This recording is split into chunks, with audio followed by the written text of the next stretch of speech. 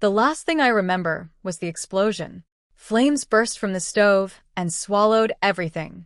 I was a head chef, and even as I lost consciousness, my only thought was about the dish I'd ruined.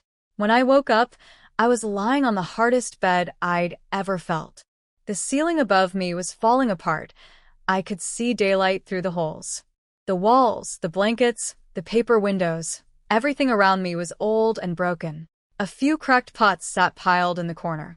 A woman sat beside the bed, maybe 40 years old. She was crying softly, her eyes empty and unfocused. I sat up fast, and the bed creaked loudly under me. "My girl, you're awake," she said, her face lighting up. But her hands fumbled across the bed, searching blindly. Her eyes never tracked anything. She was blind. I waved my hand in front of her face, just to be sure. Nothing. She couldn't see at all. Before I could figure out what was going on, memories that weren't mine flooded into my head. That's when I understood I had transmigrated. The original owner of this body was also named Xinqing, a 16-year-old girl who grew up pampered and loved. Her father ran a restaurant in Ping'an County and had built a decent fortune over the years. Her mother was kind and gentle, and the family was happy. But then her father died suddenly. Since he had no sons, a cousin named Shen Qingzong seized everything, the restaurant, the house, all of it. Not satisfied with just the property, the cousin's family threw the mother and daughter out of their home and into this broken-down shack. After losing her husband, the mother cried day and night, worrying about her daughter's future, until she went blind from all the tears. And the original Xinqing, who had never known hardship, couldn't handle living in such misery. She caught a cold, grew too sick to move, and eventually died, which is when I took over. Now, the person inside this body was me, a 5-star chef in my early 20s back in the modern world. I let out a small sigh. I was an orphan in my old life, and I've always been the cold, detached type. I couldn't truly feel what the original Xinqing went through, but I did feel sorry for her. Looking at her mother crying in front of me, I felt awkward. But this woman was the only family the original Xinqing had left. Since I took over this body, I should take care of her. "Mom," I called out. My voice was rough, and the word felt strange on my tongue. "Yes, yes. You're finally awake. How do you feel? Does anything still hurt?" She couldn't see me, but her face was full of worry. "I'm fine, Mom." "All better now. Good, good. Your health is what matters most. Let me get you something to eat. I kept some steamed buns warm in the pot for you." She stumbled to her feet and started feeling her way toward the stove. "Mom, sit down." "I'll get them." I jumped off the bed and guided her back to her seat. Cold as I am, I wasn't about to watch a blind woman stumble around the kitchen for me. I opened the pot lid. Inside were 2 buns, dark and rough, clearly made from the cheapest flour. I put them in a bowl and brought them over. "Mom, eat." "I already ate." "These are for you. You've barely had a real meal in days. Go on, eat." She pushed the bowl back into my hands. My stomach growled loudly right on cue. "Fine." This body really was starving. I took a bite. The bun was dry and coarse, hard to chew, and even harder to swallow. As a 5-star chef, I'm used to good food. This was honestly painful to eat, but what could I do? When I grabbed the buns, I noticed we had almost nothing left. Not even enough of these rough buns for another day. My incredible cooking skills were completely useless without ingredients. Was I supposed to go find work at a restaurant? Would they even let a woman cook in an ancient kitchen? I frowned, my mind racing through options. That's when I heard a mechanical voice inside my head. Superior culinary skills detected. Binding in progress. Binding complete. Congratulations, host. You have been bound to the gourmet system. My eyes went wide. So systems were actually real. Then again, I'd already transmigrated into another world. At this point, what was impossible? But what did this food system actually do? Would it give me ingredients? Before I could wonder any further, the voice spoke again. Task 1. Conquer the ancients with deep frying. Sell 1,000 servings of crispy fried chicken from a street stall. Reward, 500 taels of silver. A glowing blue panel appeared in front of me. I reached out and tapped on a street cart, chicken, flour, oil, and seasonings. The next second, a large bag of spices just appeared in my hands out of thin air. I nearly dropped it from the shock. "What happened?" Mom asked, hearing the noise. Nothing. I just lost my balance for a second. I ignored her fussing and looked around nervously, afraid more things would pop out of nowhere and make her suspicious. But after waiting a long time, nothing else appeared, just the spices. I tried asking the system what was going on, but it gave me no answer. I pulled up the panel again and tapped on the other items, hoping the chicken and everything else would materialize too. Nothing happened. The system just kept telling me I'd exceeded the daily purchase limit. About half an hour later, someone called out from beyond the door. "Somebody here order chicken?" I rushed outside to see who was calling. There was an older woman at the door with a wooden cart, loaded with baskets full of chicken meat. "This is the chicken your household ordered, right? All freshly slaughtered and cleaned up. Take a look. If everything's good, I'll unload it for you." She was cheerful and friendly. I nodded. No need to guess. The system must have placed this order for me. I inspected the chicken carefully. The skin was slightly damp but not sticky. The meat was firm and springy, and it had only a faint natural smell. To be honest, this was way better than any factory farmed chicken from the modern world. "Your chicken is really good quality," I told her. She unloaded all the baskets quickly, then smiled and said, "If you like it, order for me again next time. No need to pay up front, just pay when I deliver." From that, I figured the system had already paid her for this batch. Pretty clever, actually. If all these supplies had just appeared out of thin air, I'd have no way to explain it to anyone. After she left, a few more people showed up one after another delivering goods. Before long, I had everything: the street cart, the chicken, the flour, the oil, all of it. Mom had been listening to all the commotion outside. Once the delivery people left, she couldn't hold back her questions. "What's going on out there?" I made up a quick lie. "Mom, I ordered all this a few days ago with some pocket money I'd saved up. I'm planning to set up a food stall." "A food stall?" Tears immediately started rolling down her face again. Her precious, pampered daughter selling food on the street? And a young girl showing her face in public like that. How would she ever find a husband? What if some creep tried to take advantage of her? "Listen to me," she said. "Don't do this. When Song Wenxian comes back from the capital exams, I'll arrange a marriage to him. Everything will be fine after that." Song Wenxian was a poor scholar my father had sponsored out of generosity. The original Xinqing had gotten to know him through that connection, and feelings developed between them. He'd promised to marry her once he passed the imperial exams. Both parents had been happy about it. Now Song Wenxian was still away taking his exams with no word back, and our family had fallen apart. Mom's only hope was that he'd return soon and marry me. I had the original Xinqing's memories of Song Wenxian, but I felt nothing for him. And betting my future on some man? Absolutely not. "Mom, we don't know what the future holds. We can't just sit here and starve to death waiting. What if Song Wenxian never comes back? What if he changes his mind and doesn't want to marry me?" She opened her mouth to argue, but couldn't find the words. Deep down, she knew I had a point. People's feelings change. Nobody could guarantee he'd actually follow through. She let out a heavy sigh. "This is all my fault.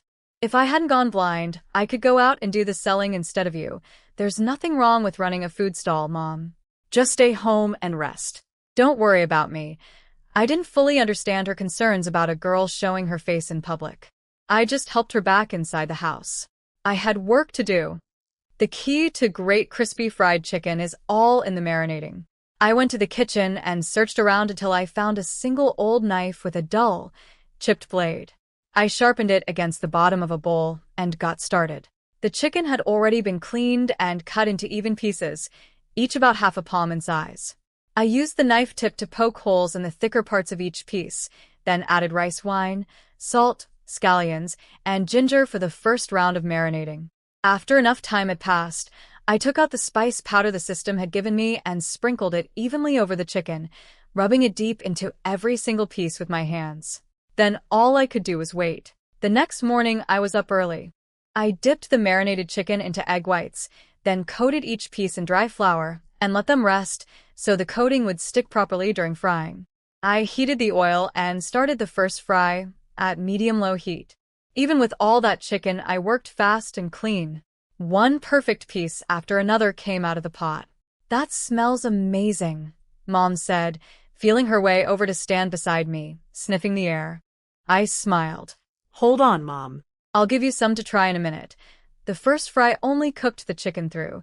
The skin wasn't crispy enough yet. I needed to do a second fry at high heat to get that perfect crunch. "This smells so wonderful. My girl is so talented. Your father would be so proud if he knew." She sat on a little stool nearby, nodding, her eyes going wet again. Dad had been a great cook too. He'd started from nothing and built his way up until he opened his own restaurant. Smelling the rich aroma, Mom figured I'd inherited his gift. I didn't notice her getting emotional. My entire focus was on the chicken. I finished the first fry on all the pieces, then cranked up the heat. I dropped 4 or 5 pieces back into the hot oil. The sizzle was instant. A rich, deep-fried chicken aroma filled the whole kitchen. In less than a minute, I pulled them out. The chicken was golden now, glistening with a thin sheen of oil. Just looking at it made your mouth water. I grabbed my seasonings and dusted each piece evenly. "Here, Mom. "Try it." She'd been dying to taste it. Without even waiting for it to cool, she brought a piece to her lips and bit down. Crunch. Crispy and flaky on the outside, then a burst of juicy, tender chicken flavor inside. The contrast was incredible. The spices blended with the meat, the tingle of Sichuan pepper, the warmth of star anise, a hint of heat. It was unbelievably good. How is this so delicious? I've never eaten anything like this in my life. Where did you learn to make this? She kept talking between bites, completely amazed by the taste. I just figured it out on my own. Anyway, Mom, I can't chat. I need to get to the stall. I gave her a quick answer before she could dig any deeper. I packed everything up, grabbed my cart, and headed out the door. By the time I reached the morning market in Ping'an County, it was already busy. Vendors were selling steamed buns, wontons, pancakes, vegetables, all sorts of things. The whole place was loud and lively. I pushed my cart around looking for a spot and finally found an empty one at the very back of the market. Not a great location, but I was confident in my cooking. I unloaded everything, the stove, the iron pot, all my tools. I set up the stove and poured oil into the pot to start heating it slowly, so customers wouldn't have to wait. "That's a lot of oil. What are you selling?" a passerby asked, curious. Most stalls here were small operations that couldn't afford to use that much oil, so people were already staring at my setup. "Crispy fried chicken," I said. "Fried chicken, huh?" The man shrugged, walked off, and bought 2 meat buns from a nearby stall. It was early morning. Who eats fried chicken for breakfast? Besides, anything with that much oil and chicken had to be expensive. A few more people came by after that. They'd ask what I was selling, but nobody wanted to buy. Nobody even asked the price. They were all thinking the same things. First, fried chicken in the morning? Too greasy. Second, it's probably overpriced. Third, I was just some young girl who clearly had no experience running a stall. The food was probably expensive and bad. Well, this wasn't going as smoothly as I'd imagined. I asked the system in my mind, "Can I fry up a free sample for people to try?" Normally, this is not permitted, but since this is your first time, the system will make a one-time exception. Free samples will not count toward your task progress. That was fine. I just needed the smell to draw people in. With any new food, it's normal that nobody wants to be the first to try it.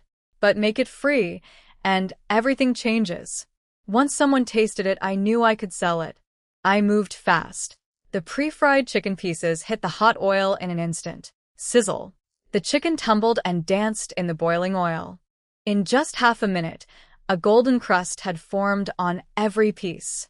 I pulled them out and dusted on the seasonings layer by layer. The smell that hit the air was overwhelming.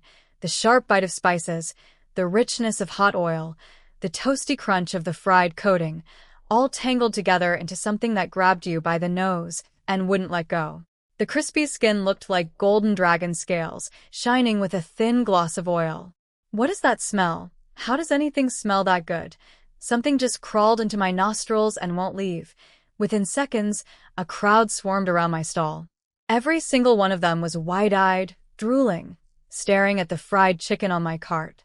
Looking at their faces, I realized I probably didn't even need to give out free samples anymore. Crispy fried chicken. 51 per serving, I said with a smile. What? 8 pieces for 51. Why don't you just rob us? The loudest voice belonged to a man named Lee Shower. He was a county constable on his way to grab breakfast before his shift, and the smell had pulled him right over.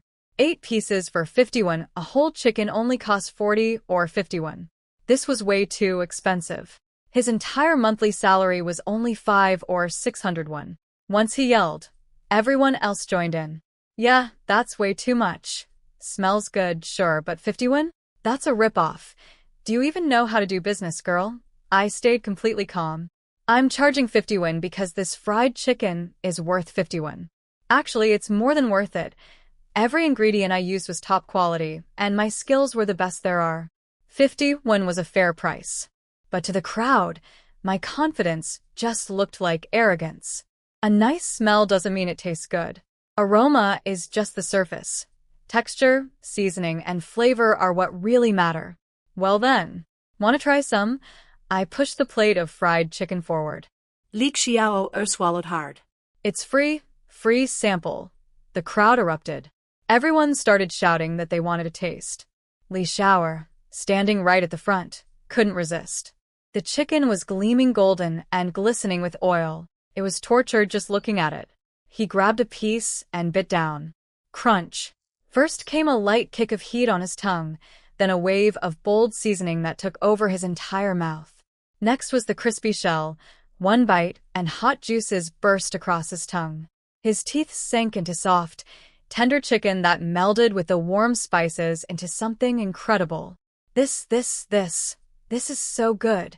I've never eaten anything this delicious in my entire life. Quick, give me a full serving. Li Xiao lost his mind. Money didn't matter anymore.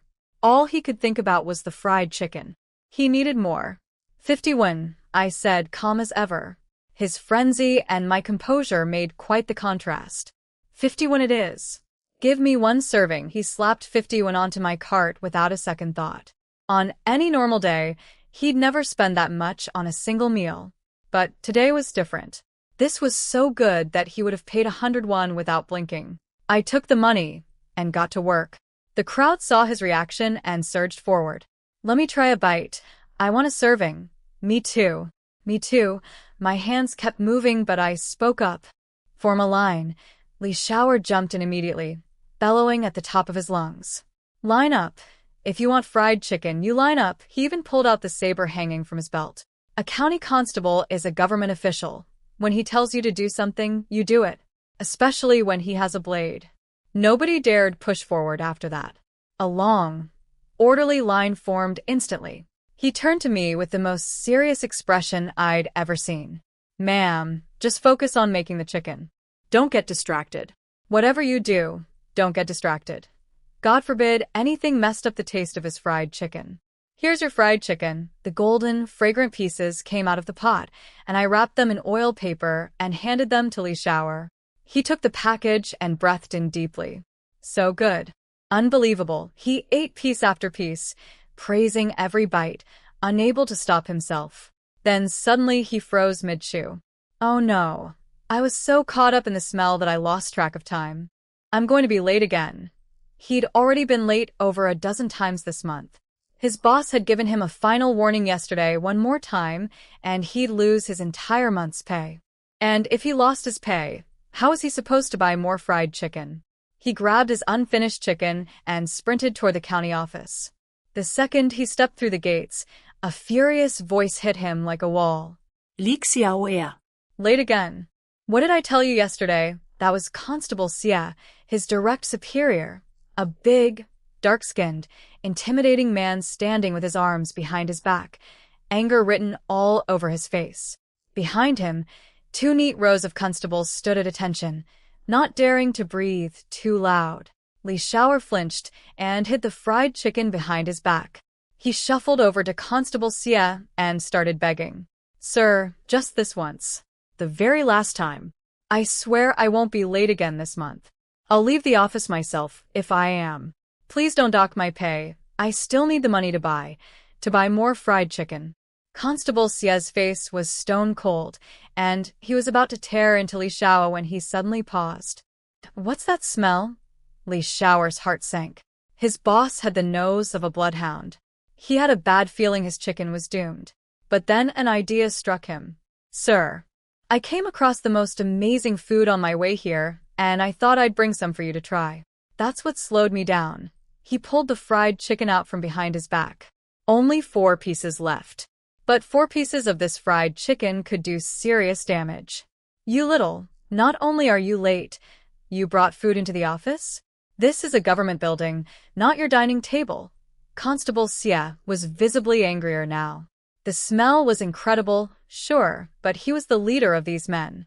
He couldn't let himself be bought off by a snack. If everyone acted like Li Xiao, discipline would collapse.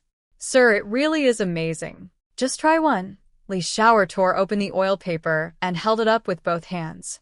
Constable Xie tried to keep scolding him, but his eyes drifted down to the chicken. Golden and glistening, dusted with flecks of seasoning. It did look pretty good. But with all his men watching, letting a piece of chicken win him over would be humiliating. He swallowed hard and forced himself to look away. What is this nonsense? Take it away. About your tardiness. He stopped mid-sentence. Li Xiao had lifted a piece of fried chicken right under his nose. The aroma hit him like a punch to the face. Rich oil, savory chicken, toasted spices. His mouth flooded with saliva. He swallowed twice. Sir, it's really, really good. You sure you don't want to try?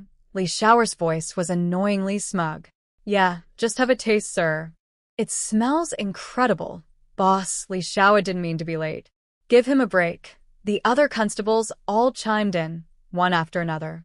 Not because they cared about Li Xiao, they just desperately wanted that chicken. If the boss didn't eat, none of them would get any either. Being able to smell it but not taste it was pure torture. With the excuse handed to him, Constable Xie put on a reluctant expression. Fine. I suppose I'll try a piece. Then he snatched one up and shoved it into his mouth without a second of hesitation. Crunch. Crispy on the outside, then tender meat that practically melted on his tongue, leaving a rich aftertaste that lingered and lingered. Incredible. All pretense of dignity vanished. He grabbed another piece, eyes half closed in pure bliss. The constables around him watched with drool running down their chins, eyes wide and pleading. For pieces disappeared in moments. A constable, Xie, even licked the oil off his fingers. The other constables just stood there, devastated. The boss ate it all, and they got nothing. They could only watch. It was miserable. Some of them looked like they were about to cry. Where did you buy this? I want some too. I can't stop drooling. Li Xiao watched all of this with a quiet, smug satisfaction bubbling inside him. After all, he was the very first customer of that fried chicken stall. That felt kind of special, actually. Back at my stall, business was booming beyond anything I'd expected. A woman named Wang Yueshu had come to the morning market with a basket, planning to buy vegetables. Her family had been eating too much meat and fish lately, and she wanted something fresh. But the moment she arrived, she noticed crowds of people rushing toward the back of the market. Some were actually running. A rich, mouth-watering smell hung in the air. She grabbed someone passing by. What's going on? Where's everyone headed? Can't you smell it? Some girl back there is selling some kind of unusual food, something chicken. People are already walking around eating it. I gotta go before it's gone. The person ran off before she could ask anything else. She decided to go see for herself. By the time she got to my stall, there was already a long line. The smell in the air was even stronger here, bold and meaty, mixed with the heat of chili, the tingle of Sichuan pepper, garlic, and layers of spices she couldn't even identify. That smells incredible, she muttered, and got in line without a second thought. She inched forward with the queue, breathing in the aroma the whole time. After a long wait, she finally reached the front. I'll take 2 servings of this chicken. How much? There's only 1 serving of crispy fried chicken left, I told her. 51. I honestly hadn't expected things to go this well. In barely half an hour, I'd nearly sold out. She frowned slightly at the price. It was steep. But her husband's family and her own family both had money, so she pulled out 51. One serving is fine then. She'd planned to get one for herself and one for her husband. Now they'd have to split. But the people behind her in line, they were devastated. I waited all that time, and there's none left. Why couldn't the last serving be mine? I can smell it, but I can't eat it. Why does the world have to be so cruel? People were practically crying. Compared to them, Wang Yueshu suddenly felt pretty lucky. One serving was better than nothing. I worked quickly. The chicken hit the oil, tumbled and turned, and came out golden. A dusting of seasonings, and the aroma exploded outward. Here's your crispy fried chicken. She took it and looked dazed, like the smell alone had knocked her senseless. She'd never experienced anything like it. Aggressive, exciting, making her mouth water uncontrollably. She grabbed a piece and bit down. Crunch. Her eyes went wide. How can anything in this world taste this good? She shouted out loud. Her hand was already reaching for the second piece before she even finished chewing. Then the people who hadn't gotten any closed in on her. Ma'am, can I buy a serving off you? Please, I'm begging you. I'll pay 51 for just one piece. I'll pay 100. Please, just sell me one piece. Just let me taste it. They surrounded her like a pack of starving ghosts, staring at her fried chicken like it was the rarest treasure in the world. Wang Yueshu was happily eating her chicken when she looked up and saw the desperate crowd closing in. It was honestly a little scary. Not selling. I need to save some for my family, she said, clutching her food. I stepped in to help her out. Everyone, please don't give this lady a hard time. I'll be back here tomorrow with 200 servings. Just come early and you'll get some. There are plenty of other food stalls around. Try something else today. Wang Yueshu nodded frantically. Yes, yes. Eat something else today. Tomorrow you'll definitely get some. I'm wishing you all the best of luck. Wishing. The crowd finally accepted that there was no more chicken to be had and slowly scattered. She let out a big sigh of relief. Thank you. If you hadn't spoken up, I'd still be trapped in that mob. Don't mention it. They were just crazy about the chicken. Of course I'd help. I smiled as I started packing up my stall. By the way, eat that soon. It's not as good once it cools down. She nodded and headed home, nibbling on the chicken as she walked. This is so good. I'll save 3 pieces for my husband. A little further down the road. Maybe 2 pieces is enough. A bit more walking. 1 piece. He can get the idea from 1 piece. By the time she reached her front door, her stomach was full, her face was satisfied, and her hands were completely empty. Not a single piece left. She muttered to herself, that Miss Shin said fried chicken doesn't keep well. It gets bad if you wait too long. It's not like I meant to eat it all by myself. I'll just bring him along to buy some tomorrow morning. Perfectly reasonable excuse. She walked inside with her basket and then realized it was completely empty. She'd forgotten to buy any vegetables. After selling out, I pushed my cart home. Before I even got close, I spotted Mom standing at the entrance of our alley, stiff as a post. She couldn't see, but her ears were perked up, listening hard. She'd been waiting for me, worried. Something stirred inside my chest. I was an orphan in my past life. Nobody had ever waited for me to come home before. A warmth I couldn't quite name spread through me. I walked faster and called out softly, Mom, why are you standing out here? It's still cold. You should be inside taking care of yourself. The moment she heard my voice, the worry melted off her face and a little smile appeared. I'm fine, not cold at all. Come on, let's get inside. Then a thought crossed her mind. I was home early. Did that mean business was bad? A trace of worry crept back. It's okay if things didn't go well today, sweetheart. Don't be upset. We'll take it slow.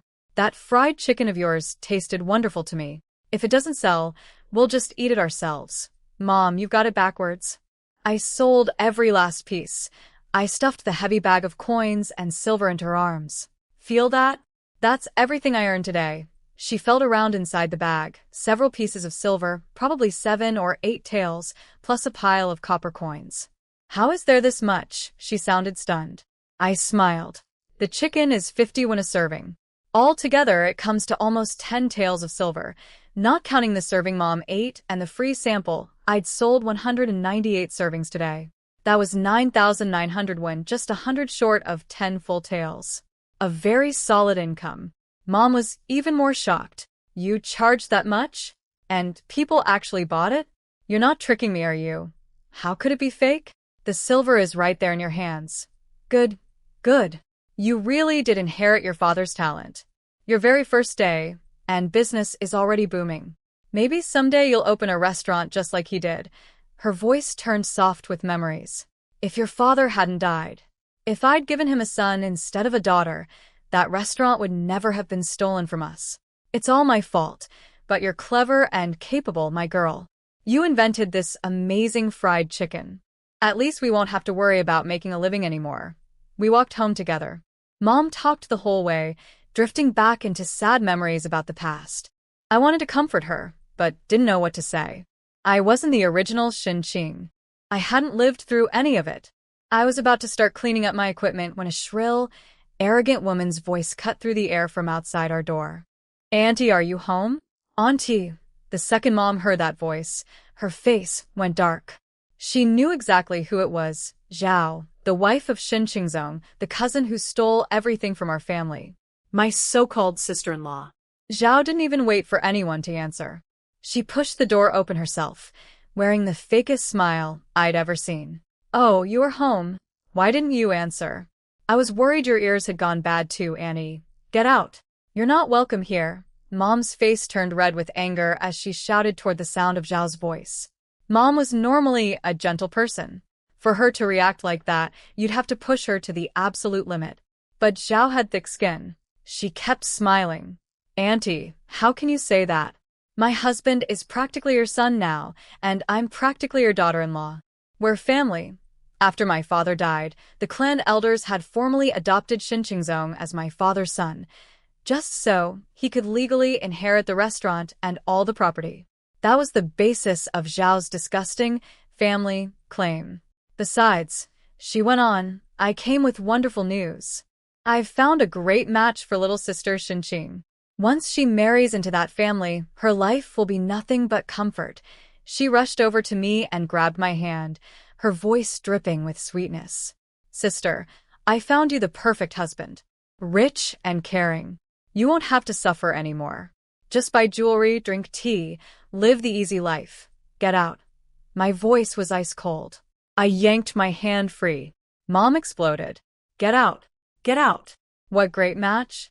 You two stole our family's entire fortune, and now you have the nerve to come after my daughter too? This is too much, she was right. Shin Qingzong and his wife were rotten to the core. There was no way they had my best interests at heart. Seeing our reaction, Zhao dropped the act. She put her hands on her hips and sneered. Fine. I try to do something nice, and this is what I get. Master Lu is rich and powerful, and he wants to make her his proper wife, not a concubine. Once she marries him, she'll live in luxury. What? Is she still waiting for that broke scholar Song Wenqian? Ha! She'll starve to death in this dump before he ever comes back, and when that happens, even if you come crawling to me begging, I won't be able to find a match this good again. Master Lu was a wealthy merchant, 47 years old, whose wife had died. He'd never remarried. Shin Qingzong and Zhao wanted to use me to get on his good side. That was the whole scheme. Get out. Mom was shaking with rage. My daughter can earn her own money now. We won't starve. If anyone dies first, it'll be you too. Heaven will punish you sooner or later. Everyone in town knew Master Lu was a disgusting old man. What Zhao was suggesting was inhuman. Earn money, Zhao laughed mockingly. Her eyes swept over my stall equipment. Oh, so she went out to sell things on the street? How much could she possibly make? How embarrassing. She stopped mid-sentence. While she was talking, I'd gone inside and come back out carrying a knife and a wooden stick. I walked straight toward her, my expression flat and cold. Her bravado shrank fast. I'm saying this for your own good. Street selling won't make you any money. Marry Master Lu, and you won't have to lift a finger. Just listen to me.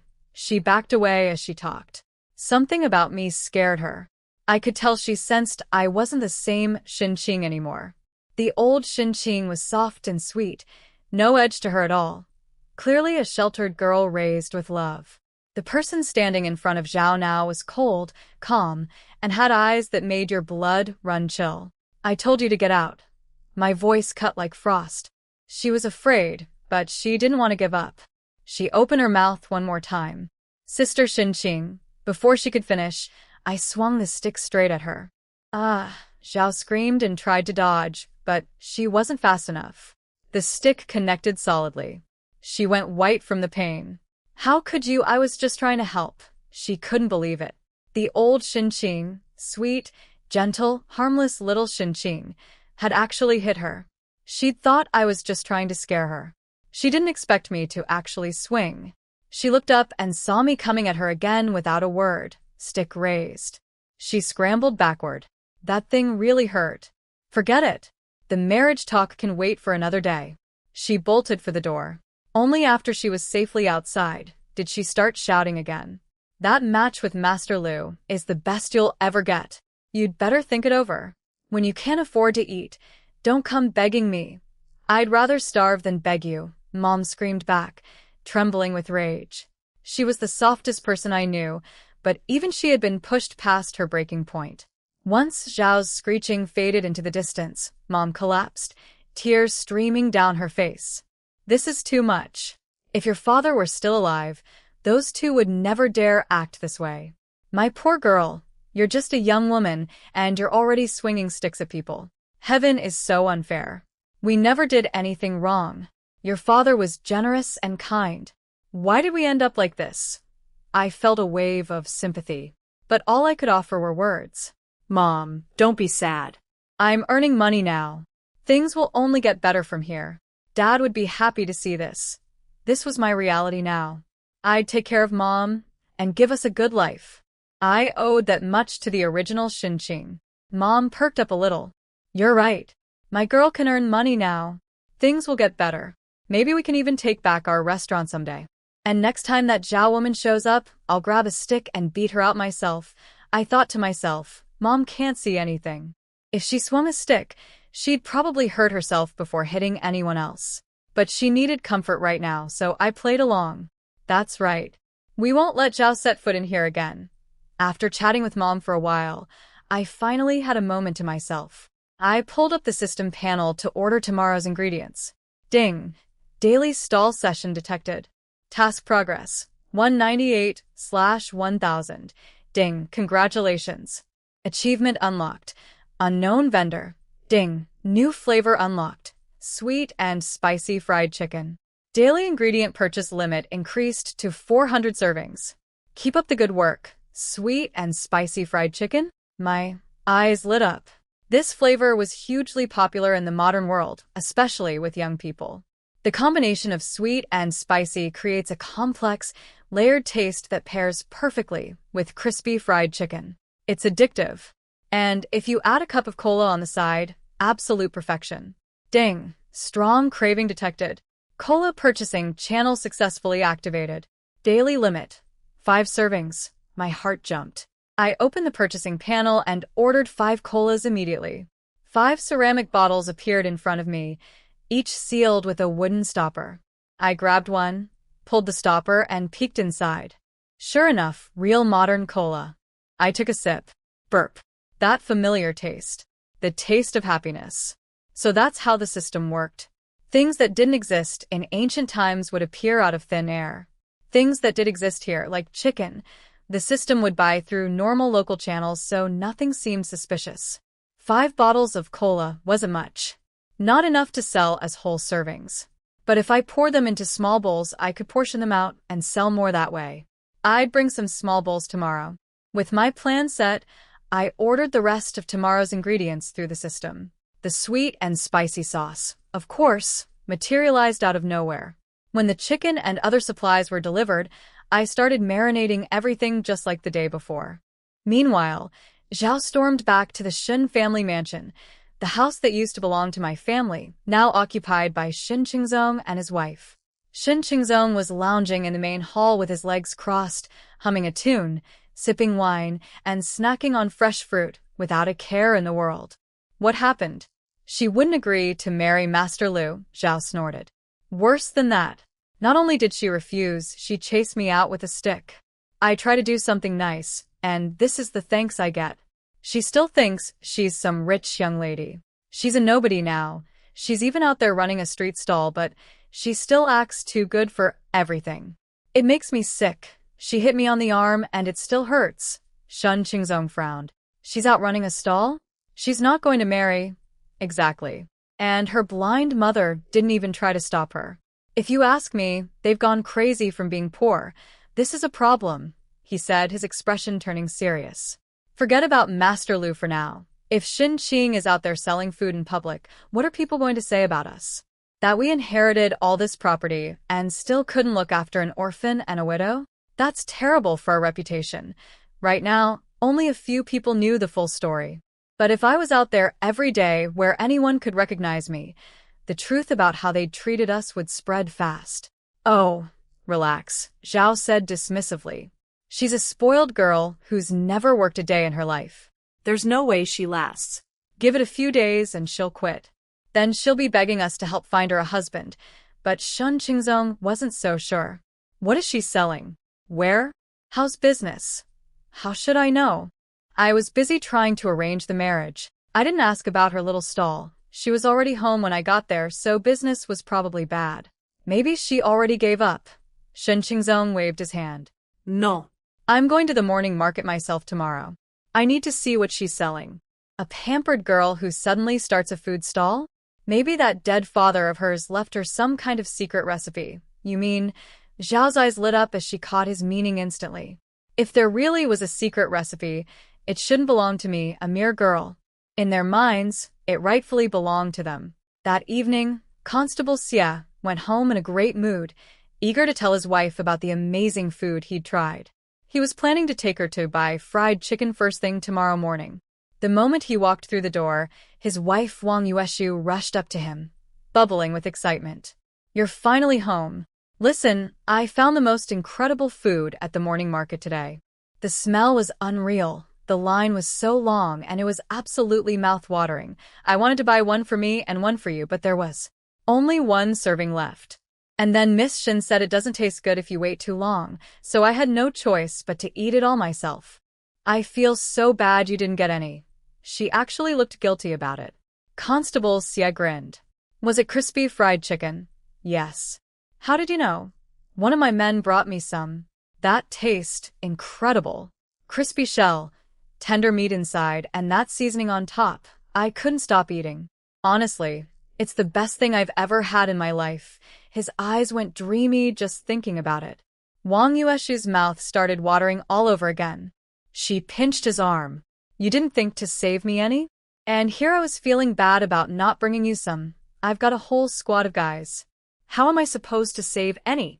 Besides, you already ate a whole serving yourself. That's different. Saving some for me would show you were thinking of me. I was thinking of you. You weren't thinking of me at all. She put her hands on her hips, pouting. He pulled her into a hug. Of course I was thinking of you. But those guys are like a pack of hungry wolves. I had no chance. Tell you what, I'll take you tomorrow morning for fresh ones straight out of the pot. Li Shower says the freshly fried ones are even better. Deal. Miss Shin said there's only 200 servings, so wake me up early. She could barely wait. She'd been thinking about that chicken all day. The next morning, I got up early again, did the first fry on all the chicken, packed everything up, and headed to the market. Today was different. The market was busier than yesterday, and people were looking around restlessly, searching for something. I didn't think much of it. I went to my spot, unloaded my cart, and started setting up. The crowd swarmed in immediately. Everyone knew there were limited servings, and it was first come, first served. They started pushing and shoving toward the front. I frowned slightly. Line up. Anyone who pushes to the front doesn't count. That one sentence was enough. Nobody dared push anymore. They all fell into a neat line, scrambling to secure their place, terrified of ending up too far back. After all, they were here for my fried chicken.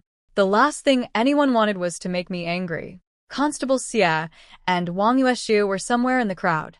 They'd gotten up earlier than usual, but there were still tons of people ahead of them. Luckily, they weren't too far back. They'd probably make the cut. I worked fast. Each serving took maybe 30 seconds to a minute in the oil, so the line moved at a decent pace. Before long, it was their turn.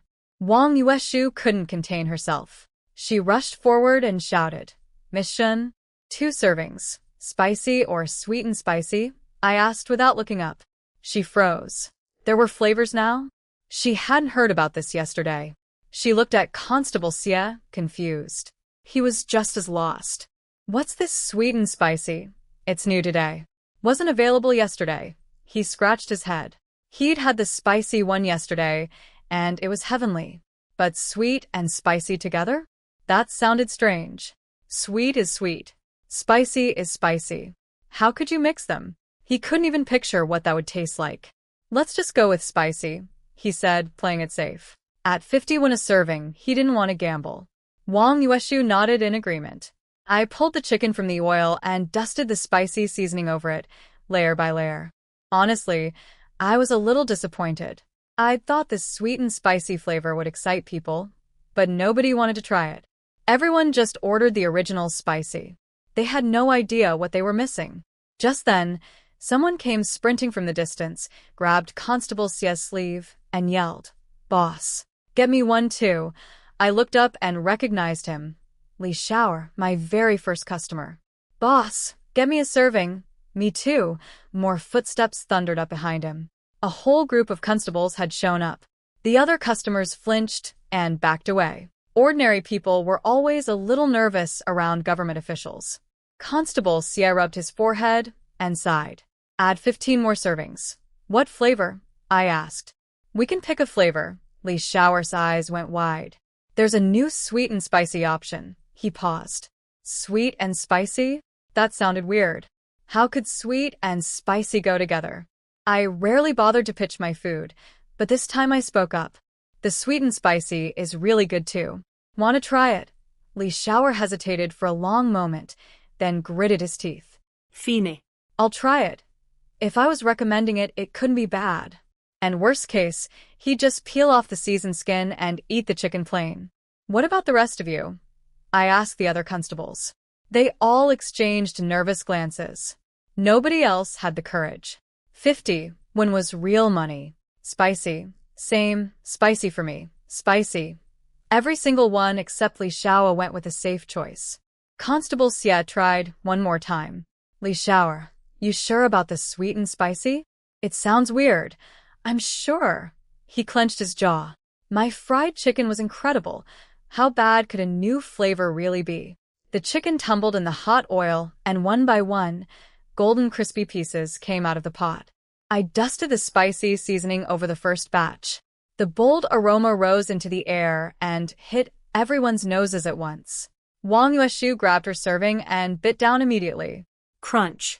That familiar taste. So good. She was already stuffing the next piece into her mouth. Constable Xie looked equally blissful.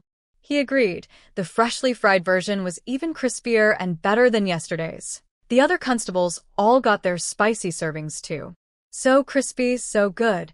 I can't believe how amazing this is. Finally, I'm eating instead of just watching. Li Xiaor watched them all, swallowing hard. The spicy fried chicken smelled incredible, and he was dying inside. "Li Xiaor, just switch to spicy while you still can." Constable Xie urged between bites. "This flavor is perfect. Yeah, some risks aren't worth taking. Listen to us, brother. Once the sauce goes on, you can't change it." Li Xiaor wavered. He was already having second thoughts. The spicy flavor was proven delicious. The sweet and spicy was a total unknown. Then he heard my voice. "I also have a limited drink for sale, a special beverage called Happy Water. Only customers who order the sweet and spicy chicken can buy it." "Happy Water? What's that?" he asked right away. "A unique and delicious drink. And it pairs perfectly with fried chicken." That settled it. All thoughts of switching vanished from his mind. "I'll take one." "How much?" 10 won per serving." Done. He didn't even know what it was, but the name alone sounded special. And if I said it was the perfect match for fried chicken, he trusted that. I took out the sweet and spicy sauce from the system and rolled the freshly fried pieces through it. The sauce set instantly, forming a glossy amber glaze, translucent and shining like colored glass. Steam rose off it. It looked stunning. Sweet and spicy fried chicken ready. Every single constable turned to look. They were all curious what this strange new flavor actually looked like. Then I borrowed a small bowl from Granny Sun at the noodle stall next door and poured out a little serving of cola. Li Shower took his chicken and the bowl of happy water. This stuff is black and bubbly. Can it actually taste good? One constable muttered. Looks like medicine. Is it bitter? Said another. They crowded around, frowning and whispering. The chicken looks pretty good though. Li Shower agreed about the chicken. The outer layer was a gorgeous amber gold, glossy and glistening, draped over the crispy scales of the coating like a warrior in glass armor. He held a piece to his nose. A rush of caramelized sweetness poured in, with a hint of something like honey. Then, just as he adjusted to the sweetness, a sharp wave of spice charged in behind it, tangling with the sweet, pushing against it, full of tension. He couldn't wait any longer. He shoved the piece into his mouth. The first thing his teeth hit was a slight stickiness, and sweetness bloomed across his tongue. Then his teeth cracked through the crust, and a surge of blazing heat flooded his mouth like an army breaking free from its cage. But this wasn't a dry, harsh heat. It carried a bright, fruity sourness, layered and complex, clashing with the sweetness that was already there. Then his teeth sank into the tender chicken. Hot, rich juices burst out and calmed the battle between sweet and spicy. The sweetness deepened into something richer. The heat softened into a gentle warmth. The silky chicken embraced both flavors, creating layers upon layers of taste that were almost overwhelming. After swallowing, a lingering sweetness and a deep savory note stayed behind. It was addictive. Well, how is it? Is it bad? Say something. The constables crowded around him, desperate to know. But Li Shower couldn't hear any of them. His brain had room for one single thought. Another piece. He ate a second one, eyes closed, face pure bliss. Constable Xie and the others understood immediately. That expression said everything. The sweet and spicy was good. Really good. Let me try one, Constable Xie said, reaching out first. Li Shao's arms instinctively pulled his chicken closer to his chest. But then he remembered. This was his boss. He still had to work under this man. With visible pain on his face, he reluctantly surrendered one piece. Constable Xie bit into it. His eyes lit up instantly. The sweet and spicy is this good. He couldn't even explain what made it so incredible. The flavor had so many layers, so much going on. All he could say was one word. Amazing. Let me try. Wang Yueshu was frantic. She snatched the remaining half from Constable Xie's hand and popped it into her mouth. Her eyes went wide. This was better than the spicy. Better than anything she'd ever tasted. I should have gotten the sweet and spicy. This is your fault. You insisted on the spicy one. She pouted at Constable Xie, genuinely annoyed. He rubbed his nose and stayed quiet. He regretted it too. Who could have guessed that sweet and spicy together would work this well? After a moment, he turned toward Li Shower. So, Li Shower, maybe you could. Li Shower didn't let him finish. He grabbed his chicken, bolted to Granny Sun's noodle stall, and sat down. This food was too good. He needed to eat fast before his boss talked him out of any more pieces. He'd just eaten 2 more when he remembered the happy water. He reached for the bowl, then looked up and saw every single constable running toward him. Li Shower, give me just one piece. I'll trade you one of mine. Just break me off a tiny bit. The smallest taste. Li Shower panicked and started shoving chicken into his mouth as fast as he could. But the other constables were too quick. They swarmed him, and within seconds, his sweet and spicy chicken was gone. Sweet, spicy, so good. How can anything taste this incredible? This is heavenly. Li Shower looked like he wanted to cry. He could only watch as his brothers devoured his food like starving wolves. Sorry, Li Xiaowei. Here, have one of my spicy pieces. It's not as exciting as the sweet and spicy, but it's still amazing. One constable tossed him a piece as a peace offering. He sighed. Fine. He loved the spicy too. Tomorrow he'd ask me if he could get a half-and-half serving. That would be perfect. Then he looked at the bowl of happy water sitting beside him. Black, fizzy, suspicious looking. Could this really taste good? Well, he'd already paid for it. Might as well try. He was afraid it might be bitter, so he took the tiniest sip. His eyes went huge. It was like thousands of tiny golden needles dancing on his tongue, a sharp, tingling prickle with a hint of numbness and itch. His whole body froze. Before the tingling faded, a rich caramel sweetness flooded his mouth, bright and lively, carrying a mysterious blend of flavors he'd never encountered before. After swallowing, there was a subtle bitterness that cleared his head and a lingering sweetness that hung in the air. Incredible. Absolutely incredible. He felt like his whole body was floating. He was inexplicably happy. Not satisfied, he lifted the bowl and took a huge gulp. Burp. An uncontrollable bubble of gas rose from his stomach. After the burp, he felt even better, like he might ascend to heaven right there on the spot. Miss Shen was right. Fried chicken and happy water are the perfect pair. Perfect. He couldn't stop muttering to himself, his face frozen in shock. The other constables crowded around. Is it really not bitter? Is it actually good? Li Xiaoer was smarter this time. He drained the rest of the bowl first, let out one more satisfied burp, and only then spoke. It's good. Magical and good. A little sweet, a little bitter. Honestly, I can't even describe it. But drinking it feels so refreshing, so satisfying. I'm so happy I want to spin in circles. Happy water truly lives up to its name. The constables were dying of envy. Some wanted to run back and buy a sweet and spicy serving with happy water, but the line was even longer now. They'd never make it. And they had government duties. They couldn't stay any longer. Tomorrow I'm getting the happy water. I need to find out what makes it so refreshing. I'm switching to sweet and spicy tomorrow. While all this was happening, Shen Qingzong strolled into the morning market to spy on my business. The moment he stepped off his cart, he could tell the market was unusually busy. Way more people than normal, and he had no idea why. More importantly, a powerful smell hit his nose, bold and aggressive, making his mouth water instantly. All around him, people were talking about the same thing. That crispy fried chicken is unbelievable.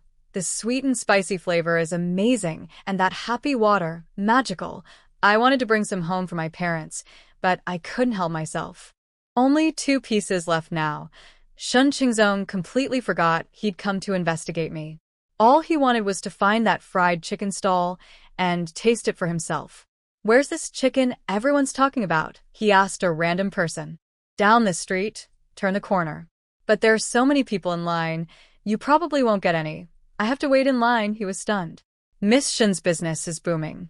She started with 200 servings, then made extra, but even with 300, they're almost gone. It's tough out there. Did you say Shen? His eyes went wide. Could this Miss Shen be me? No way. A pampered girl who'd never worked a day in her life. Running a business this successful? Impossible. He shook his head and walked on, planning to try the chicken first, and then look for my stall separately. The closer he got, the stronger the smell became, and the more people he saw holding golden fried chicken, eating without any regard for manners. Watching them wolf it down, he was instantly certain. This fried chicken was a moneymaker. He'd taste it first. If it was good, he'd ask if the owner would sell the recipe. If not, maybe a partnership. The more he thought about it, the more excited he got. His steps quickened. He turned a corner and saw the long line. Dozens of people standing with wide eyes and drooling mouths, desperate with anticipation. The smell was overwhelming now. Hot oil mixed with caramel sweetness, bold and loud, a fragrance with weight and heat that slammed straight into his face. He couldn't take it. He marched straight to the front of the line, planning to just pay extra. Wait in line? How long would that take? He was a rich man now. If money could solve a problem, why waste time? Those little pieces of chicken ate at most, couldn't cost more than 10 won. He'd offer 20. He strode to the front, opened his mouth to speak, and froze solid. Shen Qing, it was me. The famous Miss Shen selling fried chicken, it was me. And business was this good? Did my dead father really leave me some kind of secret recipe? Greed instantly flooded his face. His first instinct was to demand answers right there. But then he stopped himself. Too many customers around. Making a scene would look bad. He'd already taken our restaurant and our home. If he started bullying me in public, he'd look like a tyrant. He swallowed his thoughts and quietly backed away, planning to go home and scheme with Zhao. He'd taken 2 steps when the smell pulled him right back. Too good. He had to try some first. The recipe could wait. He'd deal with that soon enough. He spotted someone who'd just bought a serving and rushed over. "Sell me that fried chicken." "Is 21 enough? Are you crazy?" The customer clutched his fried chicken and stared at Shen Qingzong like he was an idiot. "This cost me 51, and you want it for 20? Keep dreaming." Shen Qingzong's eyes nearly popped out. 51? For this tiny serving? A whole chicken costs less than that. You're all being scammed. And you're fine with it. The customer rolled his eyes. "You're the one with a problem. Don't you dare insult Miss Shen. Her fried chicken is worth every one. Now get out of the way."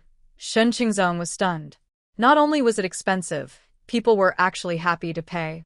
If he could bring this into the restaurant, plate it up nicely, he could charge even more. Fine, 60 yuan. Sell me yours. No. I stood in line all morning. Not selling. 70. Do I look like I need money? Go away. 101. Get lost. The customer shoved him aside and walked off. Shen Qingzong stood there, speechless. 101, and they still refused. How good could my fried chicken possibly be? The smell was driving him insane, but knowing it was my stall made his blood boil. He tried person after person, offering up to 151. Nobody would sell. Of course, if he'd offered a full tail or 2, someone would have given in, but Shen Qingzong was a cheap man, even with all our family's stolen wealth. 150 was his limit. Fine. Don't sell it. It can't be that good anyway. Just wait. He stormed off, furious and hungry, without tasting a single piece. Meanwhile, my business was going even better than yesterday. Every last piece sold out in no time. The customers who missed out were miserable. "Miss Shen, can you make more tomorrow?" "We can't get any. I've been here 2 days in a row, and all I've done is smell it. Spicy, sweet and spicy, I don't care, just let me have one bite." I wanted to make more too. More sales meant more money and faster progress on my task. But the system had a daily purchase limit. "I'll try my best. If I can, I'll marinate extra tonight. For now, please try the other stalls." Whether I could depended on the system raising my limit. The customers lit up with hope. Tomorrow they'd come even earlier. I packed up and pushed my cart home. Honestly, this ancient life wasn't bad. A relaxed morning, everything sold out quickly. Today I'd moved 400 servings at 51 each, 20,000 when total. Plus I'd sold all the happy water for another 151. That came to just over 20 taels of silver. By ancient standards, that was serious income. Maybe I'd take Mom shopping for some things we needed. Back at the Shen mansion, Shen Qingzong stormed through the door. "What happened? Why are you so angry?" Zhao asked. He could barely explain it himself. Logically, my chicken being popular was good news for them. Once they got their hands on the recipe, they'd make a fortune. But he still felt miserable, humiliated, and annoyed that he hadn't gotten to eat any. That fried chicken stall everyone's going crazy over? It's Shen Qing's.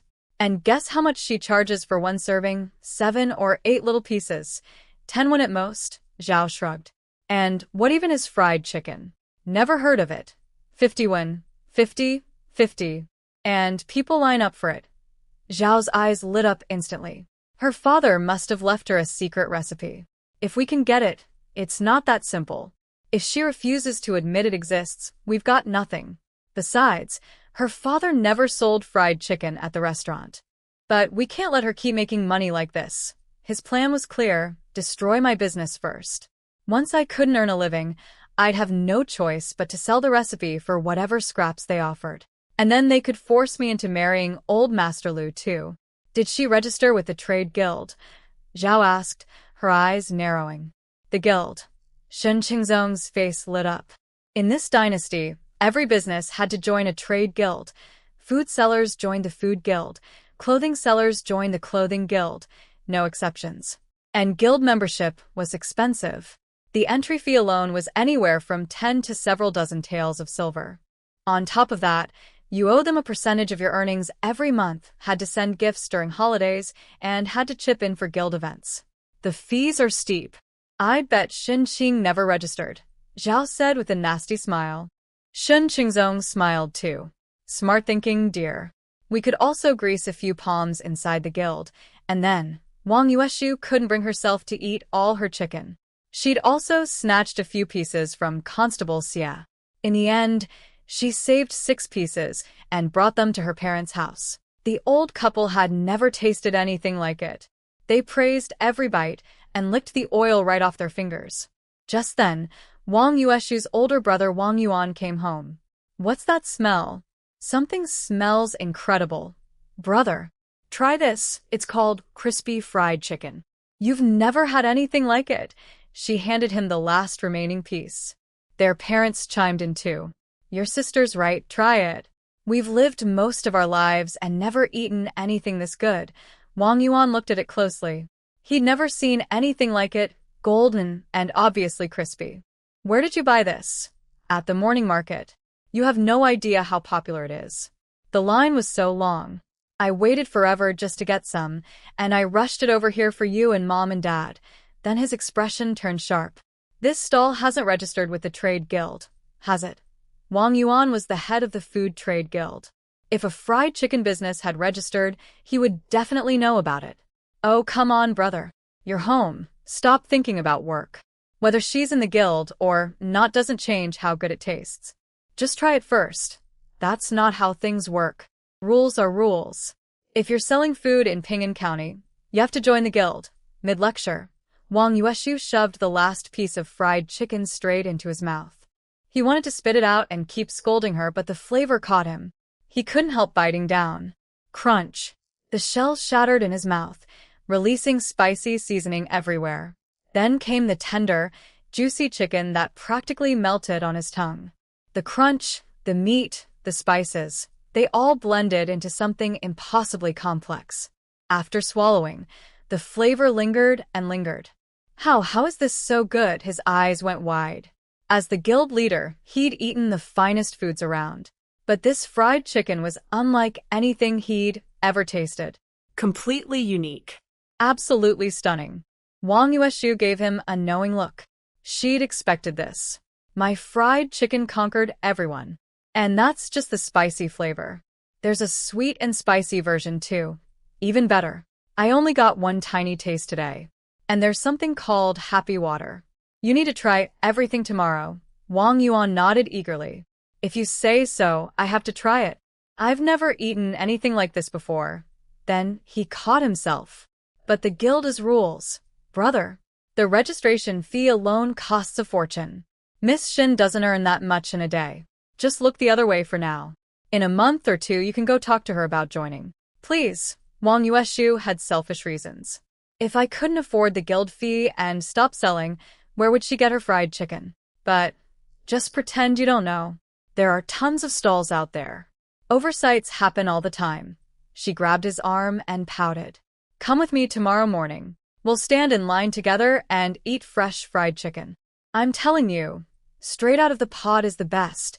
Wang Yuan licked his lips without realizing it, and somehow found himself nodding. Fine. He'd go take a look first. Besides, that chicken really was something special. When I got home, Mom was standing at the alley entrance again, waiting for me. Mom, you don't have to wait out here. Business is going great. Just rest inside. I can't sit still. I get anxious. She sighed softly.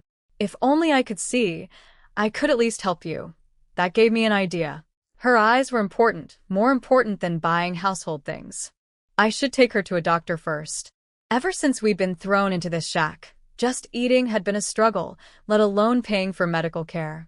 But now I had money. Maybe there was hope for her eyesight. I pushed the cart home, tidied up, and said, Mom, let me take you to a clinic to get your eyes checked. That'll cost a lot of money, won't it? Forget it. I'm used to it by now. We're not like before. We can't afford to waste money. She frowned. When Dad was alive, she'd never worried about money. Now look at us. Mom, I'm making good money now. I earned over 20,000 won today. Feel this. I pressed the coins and silver into her hands. Once your eyes are healed, we can run the stall together. We'll earn even more. She felt the weight, more silver and copper than yesterday. Something in her relaxed. Her daughter could support herself now. Even if something happened to her, she wouldn't have to worry. All right, I'll listen to you. If my eyes can be fixed, I'll finally get to watch you get married. I just hope Song Wenxian passes his exam soon and comes to marry you. Let's go, Mom. I didn't respond to the Song Wenxian part. I had zero feelings for that man. We went to the biggest clinic in Ping'an County. For something as serious as eyes, I wanted the best doctor available. Those smaller clinics had unreliable doctors, a waste of money at best, and at worst, they'd make things worse. The doctor examined her carefully, checking her eyelids, feeling her pulse, and took his time before speaking. The liver governs the eyes, and tears are the fluid of the liver. Prolonged weeping has drained the tear fluid excessively, depleting the liver's blood. Without nourishment, the eyes have gone dark. Can it be treated? I asked. The doctor slowly shook his head. It's difficult. I can prescribe some nourishing medicine to take over time, but recovery will be very slow. And she absolutely must stop crying. It's extremely harmful to her eyes. Mom lowered her head.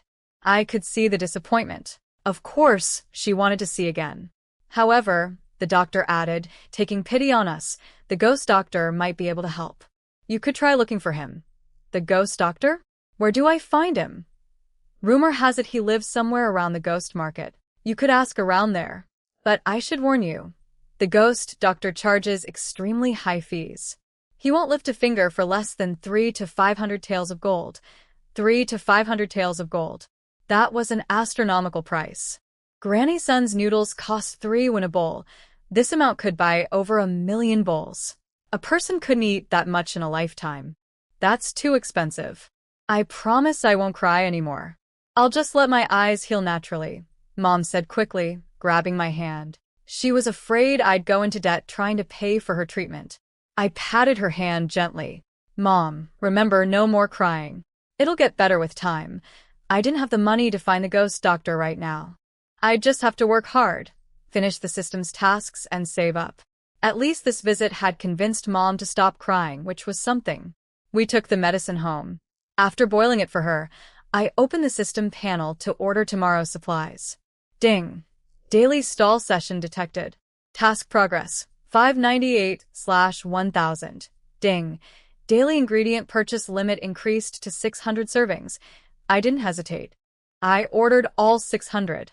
My fried chicken was selling out every day. Demand far outstripped supply. If things went well, I could finish the system's first task tomorrow. The next morning, before the sky was even fully light, people were already flooding into the market. This was unusual. The market had never been busy this early before. One customer had a bright idea. Hey everyone, why don't we line up now? That way when Miss Shin arrives, we won't waste any time. But with this many of us, how do we decide the order? Someone asked. Simple. We all go to the end of the street, and when someone says go, we race to her stall. Whoever gets there first is first in line. Great idea. The whole crowd moved to the end of the street. A kind stall owner volunteered to shout go. The moment he yelled, they all sprinted like wild horses. The guy who'd come up with the idea finished first.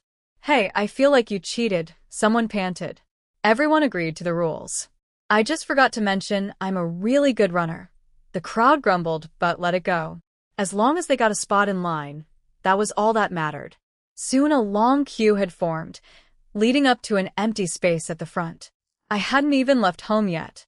Wang Yueshu and Constable Xie had dragged her brother Wang Yuan to the market at the crack of dawn.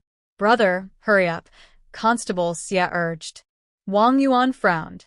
Do we really need to be here this early? The sun isn't even up. Please just look. Wang Yueshu was practically bouncing. The line is already that long. We need to get in it now, or we won't get any. Wang Yuan looked. Sure enough, a massive line. Then he looked again. At the front of the line, there was no stall at all. The vendor isn't even here yet? Is it really this popular? Brother, stop asking questions and move. Constable Xie didn't bother explaining. He grabbed Wang Yuan and pulled him into line. Today, he was getting the sweet and spicy. No matter what. Boss, A shout came from behind. Li Xiaoer and the other constables were charging in, fighting each other to get in line. Wang Yuan stared in disbelief. Is there a crime happening at the market? No, they're all here for fried chicken, Constable Xie said without slowing down. Wang Yuan was stunned. This freshly fried chicken had some serious power. I had more chicken to prepare today, so I arrived a bit later than usual. When I got to my spot, there was already a long line waiting. They'd lined up before I even got here? I was surprised, but it made sense. The customers must have organized it themselves. 2 flavors again today, sweet and spicy, I announced with a smile. The crowd erupted immediately. 2 spicy for me, 1 sweet and spicy, 1 spicy, 1 sweet and spicy, and a happy water. Wang Yuan, standing in line, overheard and got curious. Happy water? What's that? Some kind of drink. It looks black and strange though, probably doesn't taste good, Wang Yueshu said. Li Xiaoer leaned over from nearby. Let me tell you a secret. Happy water is incredible, magical and delicious. If you get the chance, definitely buy one. Totally worth it. Really? Wang Yueshu looked doubtful. Constable Xie nodded. He's probably right. Li Xiaoer drank his entire serving yesterday without sharing a single drop. If it were bad, he would have given some away. Let's try it today, then I'm trying it too, Wang Yuan decided. As guild leader, there wasn't supposed to be a single good food in Ping'an County he hadn't tasted. The line crept forward until it was finally their turn. 1 spicy, 1 sweet and spicy, 1 happy water. Constable Xie ordered for himself and Wang Yueshu first. They'd try 1 happy water if it was good. They'd buy more tomorrow. He turned to Wang Yuan. Brother, what do you want? Wang Yuan was in a daze. Standing this close, the smell was overwhelming. Oil, meat, spices, all rushing into his nose at once. He felt like he was floating. Brother, Wang Yueshu poked him. He snapped out of it. He'd loved the spicy yesterday and wanted more, but he also wanted to try the sweet and spicy. After going back and forth, he just went for it. 1 spicy, 1 sweet and spicy, 1 happy water. That's 2 spicy, 2 sweet and spicy, and 2 happy waters total. Constable Xie called out to me. Wang Yueshu tugged her brother's sleeve and whispered with a playful wink, expensive for a reason. Wang Yuan didn't respond. His eyes had drifted to me as I worked. I was focused, calm, holding my long chopsticks like a calligraphy brush. The chicken tumbled through the boiling oil, forming a golden shell, and with a quick flick of my wrist, I lifted each piece out at just the right moment. A pinch of spices, a light sprinkle, perfectly even every time. 1 serving of spicy fried chicken. Done.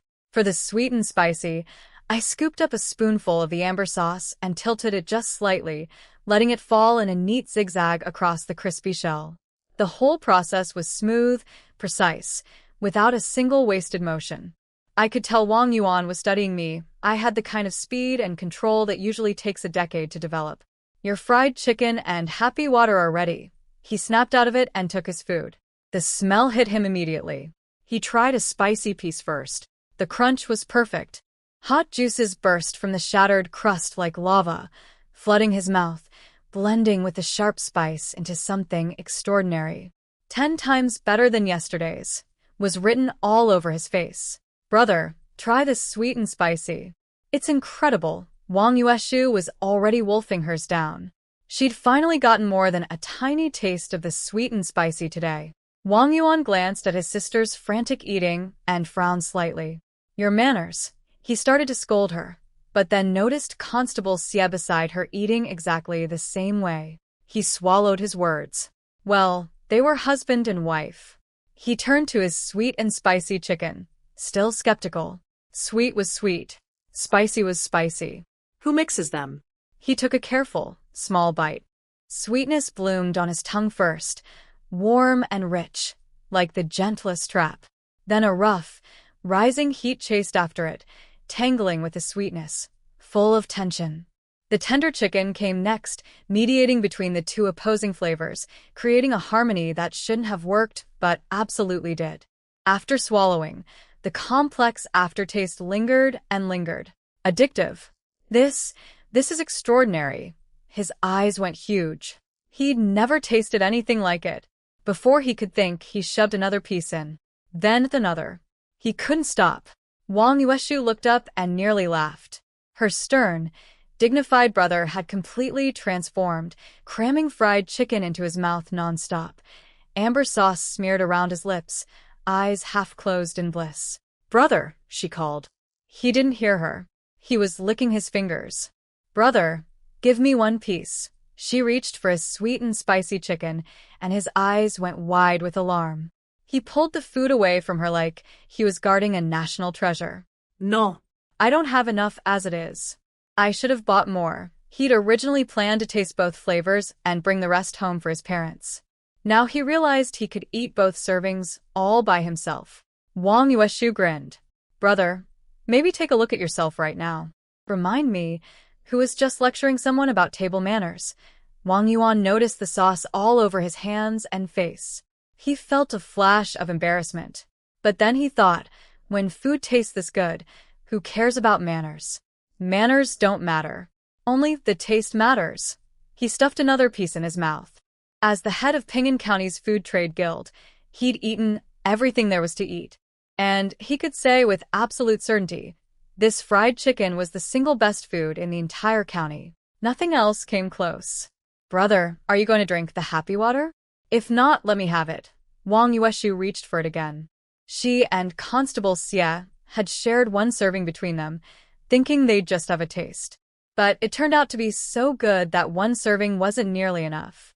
Wang Yuan hadn't expected much from that dark, bubbly liquid. But the second his sister tried to grab it, he pulled the bowl close. His sister was extremely picky about food. She only ate things she genuinely liked. If she was fighting for the happy water, it had to be good. He lifted the bowl and took a big gulp. Instantly, countless bubbles exploded across his tongue and throat, like swallowing a mouthful of jumping needles. The carbonation shot straight up into his nose. His whole body went stiff. He frowned, instinctively wanting to spit it out. But the next second, the sting faded and a bold sweetness collided with a sharp tang on his tongue. The strange, contradictory flavors were somehow wonderful. His frown deepened, not from displeasure, but pure confusion. He kept rolling the taste around his mouth. "This flavor is quite strange." Burp. Before he could finish, a blast of gas erupted from his throat. He stood frozen, completely bewildered. But his mood was inexplicably great. Refreshed. Light. Even a little giddy. And he wanted more. He took another gulp. "Incredible. So satisfying," he shouted. Wang Yueshu pouted. "Brother, what happened to your manners? At least save me a sip. Miss Shin's food and drinks are truly remarkable. Everything is unique and delicious," he declared. "Little sister, I accept your suggestion.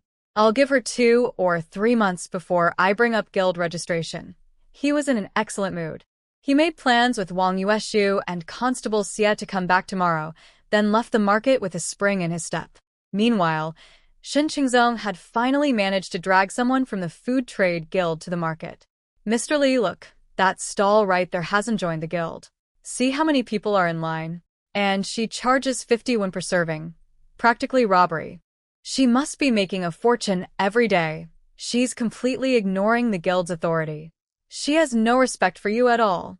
You need to teach her a lesson. Show her what happens when you cross the guild." The man Shen Qingzong had brought was named Li Bao, short, pudgy, and full of himself. He wasn't anyone important, just a low-level lackey in the Food Trade Guild. Even so, Shen Qingzong had to spend plenty of money to get him here. A little girl running a stall without telling the guild? How dare she? Li Bao's eyes gleamed with greed as he sized up my operation. He figured I was just a weak young woman, easy to bully. He could overcharge me and pocket the difference. Shen Qingzong trailed behind him, grinning. "Exactly. That's why I came to you right away, to protect the guild's interests. Let's go. Follow me." Li Bao marched toward my stall like he owned the place. Shen Qingzong trotted after him, looking smug. I was focused on my work and didn't notice them coming. "Hey girl, don't you know the rules? Did you clear the stall with the Food Trade Guild?" Li Bao's voice was loud and arrogant. "That's right, little sister," Shen Qingzong chimed in. How could you start a stall without telling your big cousin first? Now look, Mr. Lee had to come collect the fee in person. Shame on you. He was loving every second of this. If I couldn't pay the guild fee, my stall was finished. I had chicken in the fryer. I held my strainer and kept turning the pieces, letting the rich aroma rise from the pot. I didn't even look at them. Li Bao sniffed the air. What is that smell? But then he realized I was ignoring him, and his face turned red. He raised his voice even louder. Are you deaf? You can't sell food in Ping'an County without joining the guild. Everyone knows the rules. Pay up, 50 taels of silver. Final price, 50 taels was outrageous. Street stalls normally paid 20 at most. Even proper restaurants only paid 40 or 50. He was deliberately gouging me. Some of my customers spoke up. How can you charge a tiny stall that much? That's bullying. How does the guild justify this? Li Bao spun around and yelled, Guild business is guild business. Nobody else gets a say. We have government authorization. Her chicken is expensive and her business is booming, so the fee is high. That's how it works. The word, government, shut everyone up instantly. Common people feared officials. It was just how things were. Li Bao puffed up with pride. Then he looked at me again. I was still completely calm, sprinkling seasoning on a fresh batch of fried chicken without a care in the world. The golden chicken glistened with oil. Spices drifted down. The complex, intoxicating aroma floated straight into his nose. Gulp. He swallowed hard. Don't think you can bribe me with your chicken. I'm a man of principle. 50 taels, not a single one less. However, before he could finish, Shen Qingzong jumped in. Mr. Lee is a man of principle. Little sister, just pay the fee like a good girl. He sniffed the air too. The smell was killing him. But he couldn't let Li Bao be won over by my chicken. That would ruin everything. Li Bao shot Shen Qingzong an annoyed glance and continued. However, if you insist on giving me some to eat, I wouldn't refuse. The fee stays the same, but I could look out for you in the guild going forward. He couldn't take it anymore. He had to taste it. His tongue swept across his lips, and his hand reached toward a finished serving of fried chicken. But I was faster. I snatched the serving away and handed it to the customer at the front of the line. Your spicy, crispy fried chicken is ready. The customer beamed and grabbed it, immediately biting in. He'd been worried someone was about to steal his food. Li Bao's face cycled through several colors. Watching that customer tear into the chicken right in front of him made it even worse. He couldn't eat it, and he'd been embarrassed in front of everyone. When are you paying? If you don't, this stall is done, he screamed, red-faced. Shen Qingzong fanned the flames. That's right, little sister. At the very least, you should give Mr. Lee a serving to try. You've made him so angry. How are you going to do business after this? Hurry up and apologize. Li Bao lifted his chin high, thinking to himself that he wouldn't forgive me easily. He'd make me beg him to eat my chicken. Meanwhile, watching everyone else eat was driving him insane. I didn't flinch. I haven't done anything wrong. I'm not apologizing. You want to lose your stall? He bellowed. Every other food vendor treated him with respect. Nobody had ever brushed him off like this.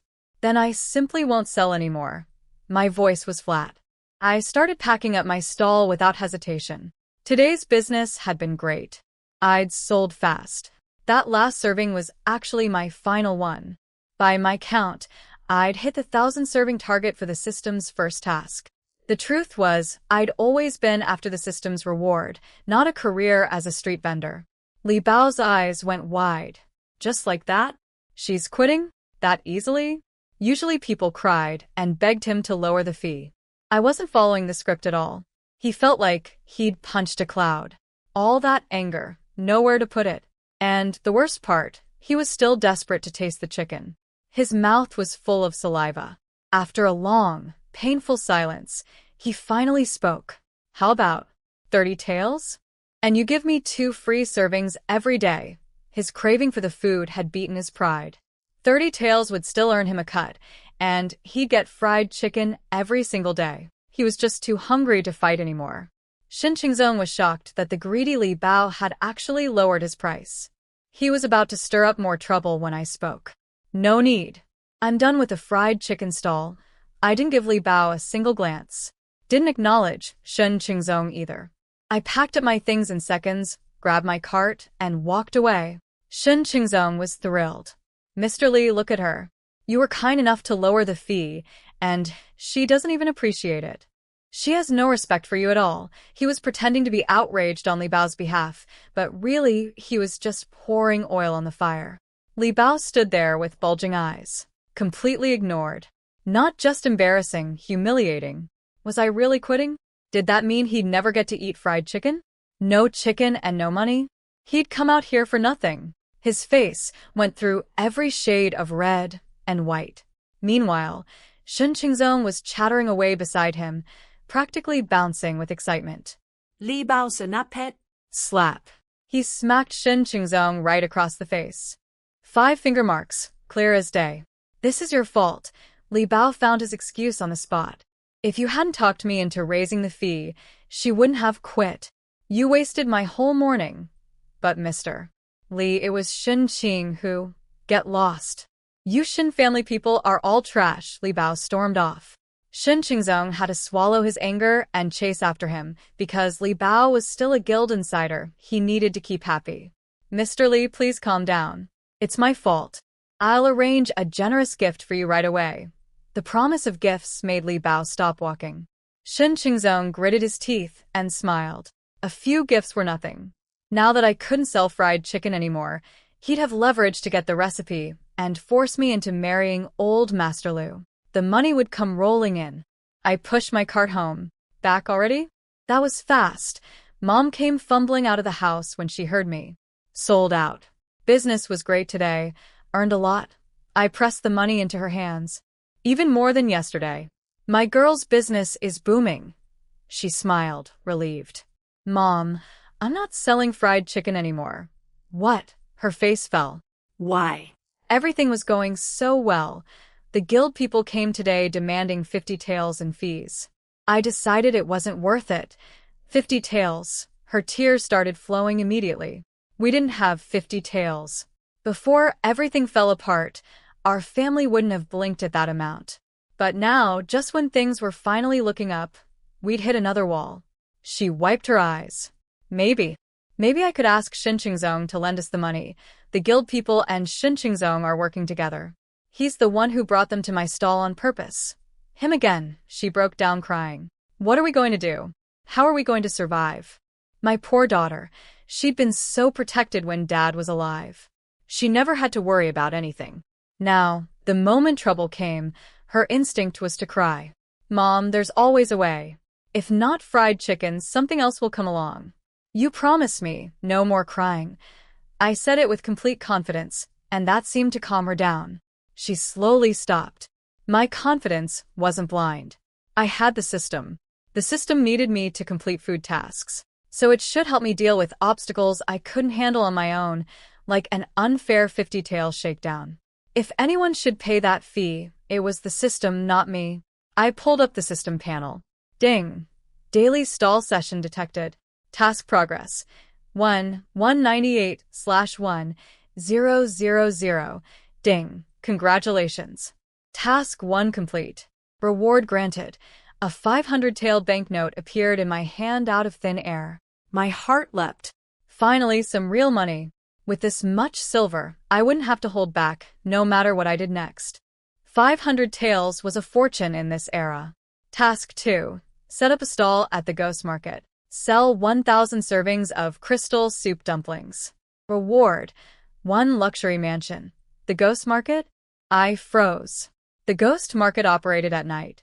It was where people traded things that couldn't see the light of day, rare treasures, exotic poisons, foreign curiosities, antiques, even illegal goods. Selling food there? That would be a first in history. But then I thought about it. The ghost market wasn't under the county government's jurisdiction, which meant it wasn't under the guild's jurisdiction either. No guild fees. Was the system sending me there specifically to dodge the guild? Clever. I closed the panel. I'd been frying chicken all morning, and I was tired. The soup dumplings could wait until tomorrow. Since they'd be sold at night, I could buy ingredients tomorrow and keep everything fresh. The next morning, bright and early, Wang Yueshu dragged Constable Xia and her brother Wang Yuan toward the market at top speed. I didn't go to the market that morning, but I later heard all about what happened. The customers had shown up early, just like every other day. They'd lined up before dawn, chatting excitedly about how many servings they were going to buy. Why isn't Miss Shun here yet? She was already set up by this time yesterday. What's going on? Am I going to get my chicken or not? Li Xiao tried to calm everyone down. Maybe she's just making extra today. That's why she's late. Let's be patient. That cheered people up. They started talking about buying multiple servings, trying both flavors, finally getting happy water. Everyone was in high spirits. Wang Yueshu had dragged Constable Xia and Wang Yuan to the market again. Wang Yuan was in a generous mood, planning to buy 6 servings total and treat his sister and brother-in-law. They were all looking forward to it. But the sun kept climbing, and I never showed up. Wang Yuan grew impatient. Other customers started grumbling. Maybe something came up at home. She should have told us. We've been waiting forever. The chicken's amazing, but you can't just leave people hanging like this. Then a vegetable vendor nearby spoke up with a heavy sigh. Stop waiting, everyone. Miss Shin isn't selling anymore. The crowd erupted. What? Why? The vendor explained. Yesterday, the guild came and demanded 50 taels for registration. She couldn't pay, so she had to quit. She'd watched the whole thing happen. She'd hoped I was just bluffing to stall the guild people, but now that I hadn't shown up, it was real. The guild did this. 50 taels for a tiny stall? That's robbery. How is that fair? Can we all pitch in and pay it for her? I can't live without that fried chicken. Wang Yuan's face went dark. He was the head of the food trade guild. Hearing all these people curse his guild was painful. But 50 taels for a small street stall? Even he thought that was absurd. Who in his organization had done this without his knowledge? Wang Yueshu turned on him, stomping her feet. Brother, you liar. You promised me you'd look the other way. You said you'd give her time. And now she's gone. Tears welled in her eyes. You even said you'd treat us today. Treat us to what? There's nothing to buy. I'm never trusting you again. She spun around and ran off before anyone could stop her. Constable Xia scrambled to apologize on her behalf. She doesn't mean it, brother. She's just upset. You know how she is. I know. Wang Yuan's face was like stone. After an awkward pause, Constable Xia worked up the nerve to ask, Brother, is the guild really charging 50 taels now? For a street stall? He couldn't help himself. The fried chicken was too good. If this didn't get fixed, he'd never eat it again. He'd tasted heaven, and now it was being ripped away. That was worse than never knowing it existed. I didn't even know about this, Wang Yuan said, his voice cold. What? You didn't. Sounds like some people in the guild need to be dealt with. He turned and marched away, heading straight for the guild office, fury in every step. Li Xiao ran over to Constable Xia. Boss. Your brother-in-law is the guild leader, right? So why is the fee so high? Can he fix this? Can Miss Shin come back? Enough questions. Get to the office. We're already late. If the magistrate finds out we've all been standing around a food stall, we're in real trouble. Constable Xia shooed everyone along. Whatever Wang Yuan's expression had meant, it looked like he was going to handle it. But Constable Xia wasn't about to make promises, especially not to Li Xiao. That man couldn't keep a secret to save his life. He sighed to himself. He'd been planning to bring the magistrate a serving of fried chicken today. I wasn't there for any of this, but I heard about it later. Wang Yuan stormed into the guild headquarters that morning, furious. Everyone inside could feel the tension the moment he walked in. He ordered all guild members to assemble immediately. Nobody dared delay. When the guild leader spoke in that tone, you moved. Li Bao was among them. The room went silent. Then Wang Yuan's cold voice cut through. There was a fried chicken stall at the morning market. Who knows about it? Li Bao's heart jumped. He figured the guild leader was angry that my stall hadn't registered. Made sense, a stall doing that much business, ignoring guild rules? Of course the boss would be upset. He saw his chance. Sir, I know about it. I was just about to report it to you. That stall was doing great business at high prices, so I tried to get the owner to join the guild. But she had no respect for us at all. She even pretended she was quitting. I'm sure she's still secretly selling today. If you want, we can go back with more people, and if talking doesn't work, we use force. Slap. Wang Yuan's hand cracked across Li Bao's face before he could finish. Use force?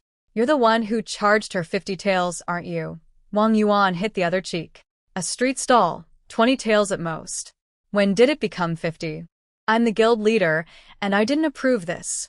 You people are destroying the guild's reputation. He was still stinging from hearing all those customers curse the guild that morning. Li Bao's head was ringing. Both cheeks were swollen and numb. It took him a moment to realize Wang Yuan wasn't angry at me. He was angry at him. He dropped to his knees. Sir, I'm sorry. I should have told you first. I just saw how much money that stall was making and thought I'd bring in more revenue for the guild. I was thinking of the guild's interests. Wang Yuan kicked him. The guild's interests? You mean your own pocket?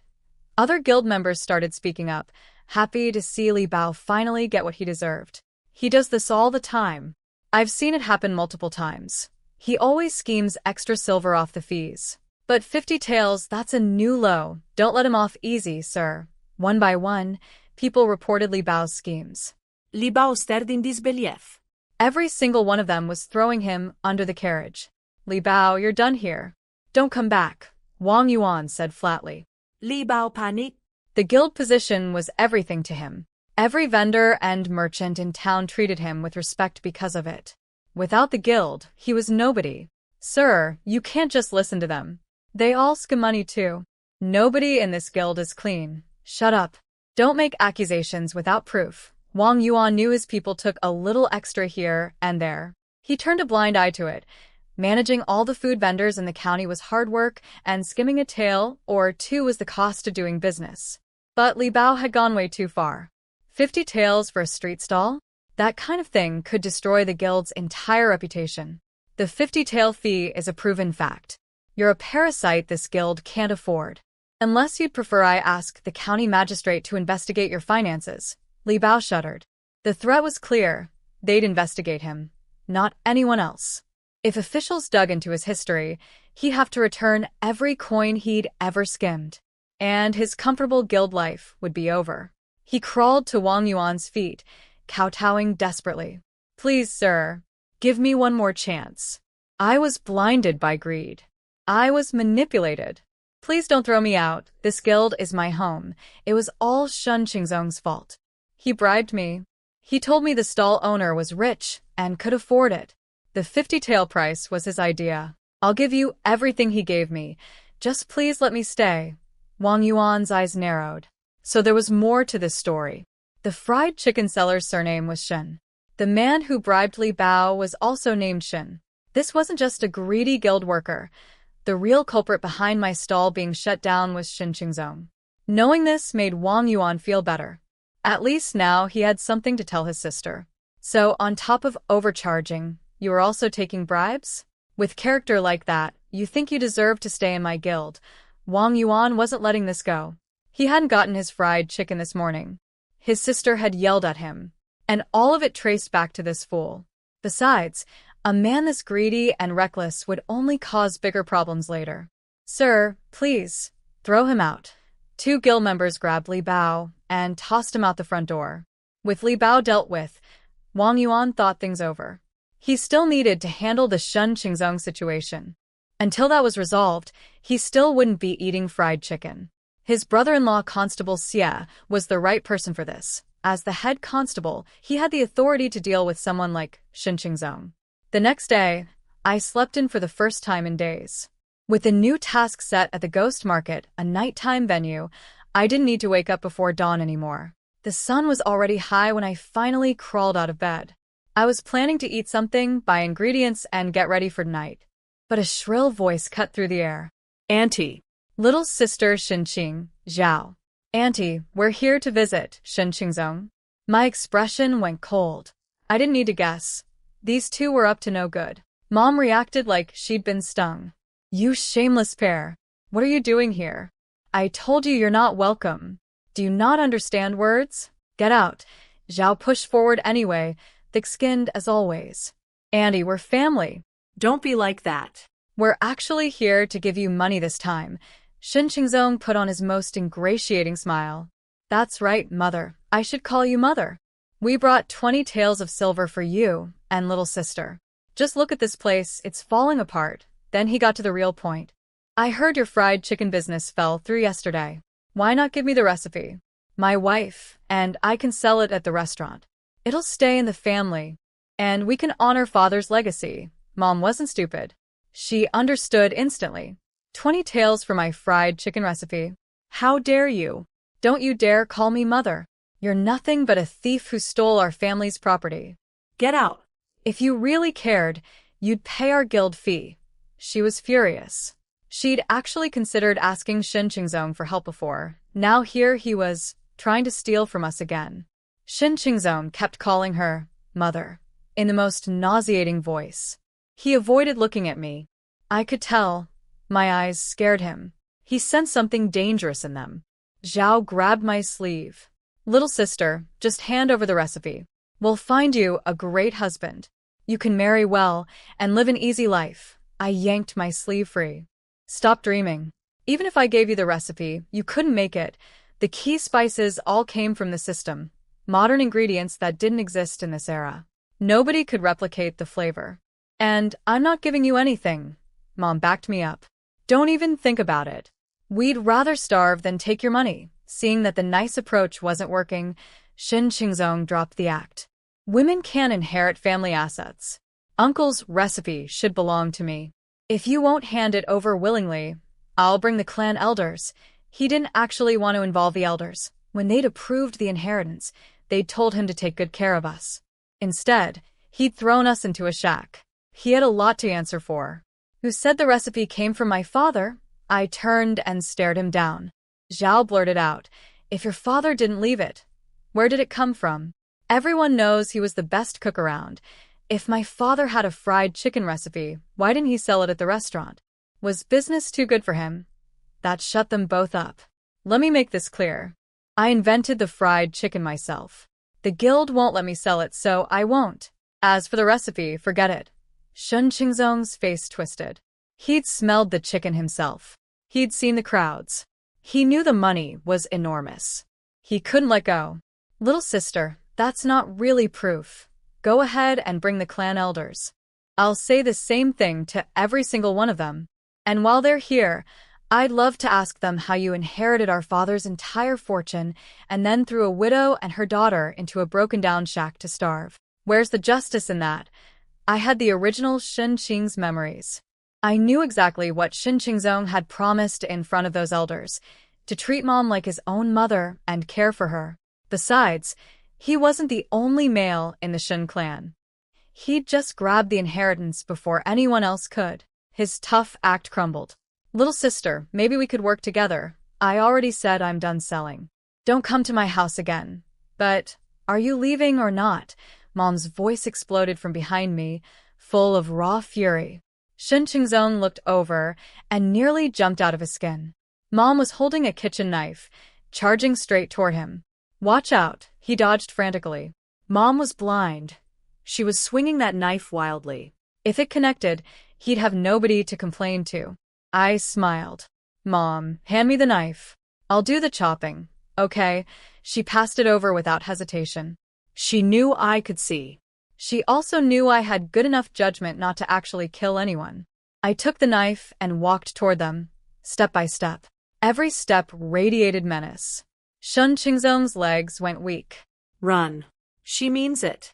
Last time she hit me with a stick, Zhao was already sprinting for the door, screaming from experience. Shin Qingzong finally snapped out of it and bolted after her. They ran far before slowing down, walking and scheming about how to get the recipe. Even after all this, they were still greedy. But when they reached their front gate, a group of constables was waiting for them. Leading them was Constable Xia. While I was at home getting ready for the evening, things were happening at Shin Qingzong's place. He and Zhao had barely recovered from being chased out of my house with a knife when they arrived at their front gate and found a squad of constables waiting for them. Constable Xia looked Shin Qingzong up and down. So you're the one who bribed Li Bao and deliberately sabotaged Miss Shen's fried chicken stall? And no, that's not. Shin Qingzong stammered, panic creeping across his face. Your name is Shen Qingzong. Yes, yes it is. Then there's no mistake. Li Bao already confessed everything. You're the one behind it. Take him away. The constables swarmed him and had him tied up in seconds. Zhao frantically grabbed at her husband. It's a misunderstanding. We're Shen Qing's relatives. Why would we sabotage her? We don't know anything about this. Nobody listened. Constable Xie gave the order, and they dragged Shen Qingzong straight to the county jail.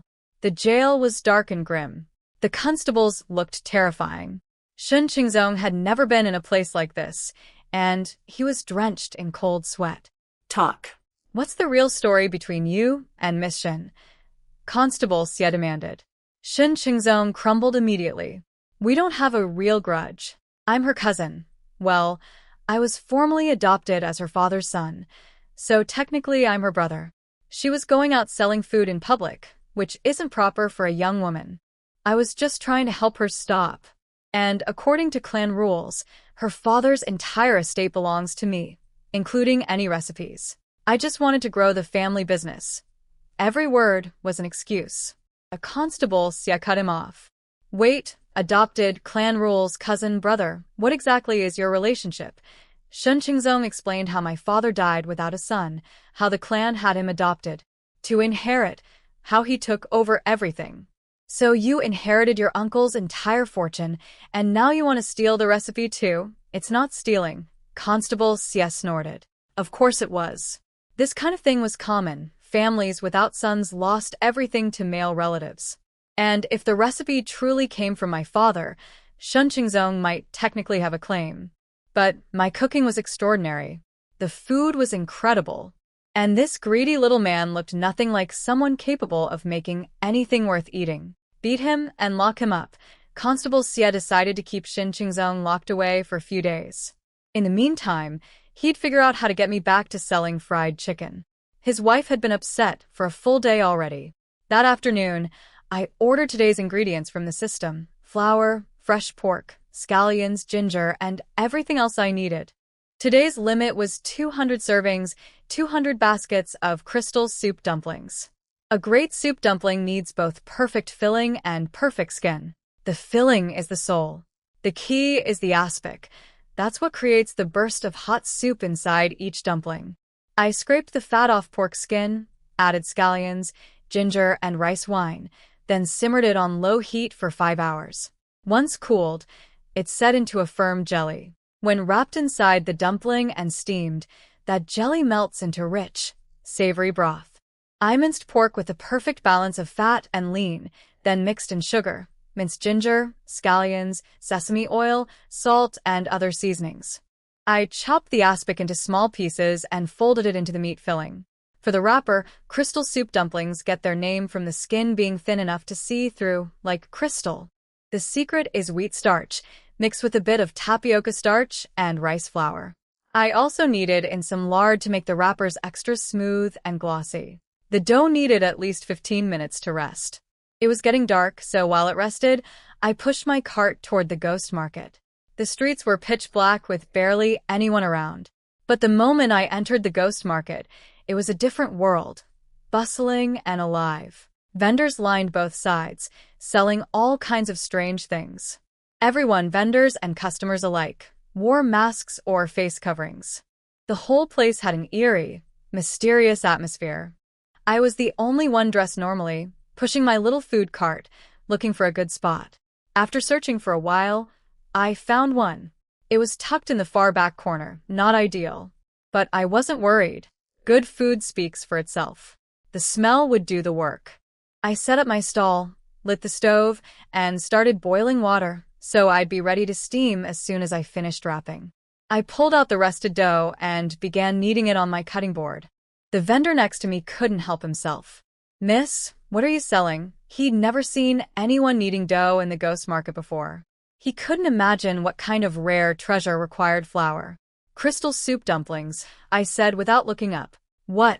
Crystal soup dumplings? What kind of treasure is that?" "It sounds like food." "It is food." His jaw dropped. Selling food in the ghost market? What kind of madness was this? Would anyone actually buy it? I didn't care what the other vendors thought. I just wanted to finish the task and get my reward. I was done living in that broken-down shack. I kneaded the dough quickly, pinched off a small piece, and rolled it out with a tiny rolling pin. In seconds, I had a perfect round wrapper about 2 inches across, thick in the center, paper-thin at the edges. So thin you could see light through it. I spooned filling into the center, then pinched and twisted the edges with my fingers, spinning out neat, even pleats like a flower blooming at my fingertips. The whole process was fast. 1 basket of dumplings was done in no time. I decided to steam this first batch and let the smell do the marketing. I lined the steamer with carrot slices to prevent sticking and add a hint of sweetness, set it over boiling water, and waited. In just 15 minutes, the crystal soup dumplings were ready. I lifted the lid. Steam billowed out in every direction. The dumplings were gorgeous, the wrappers translucent as glass, the pink meat filling and shimmering broth clearly visible inside. I took a deep breath.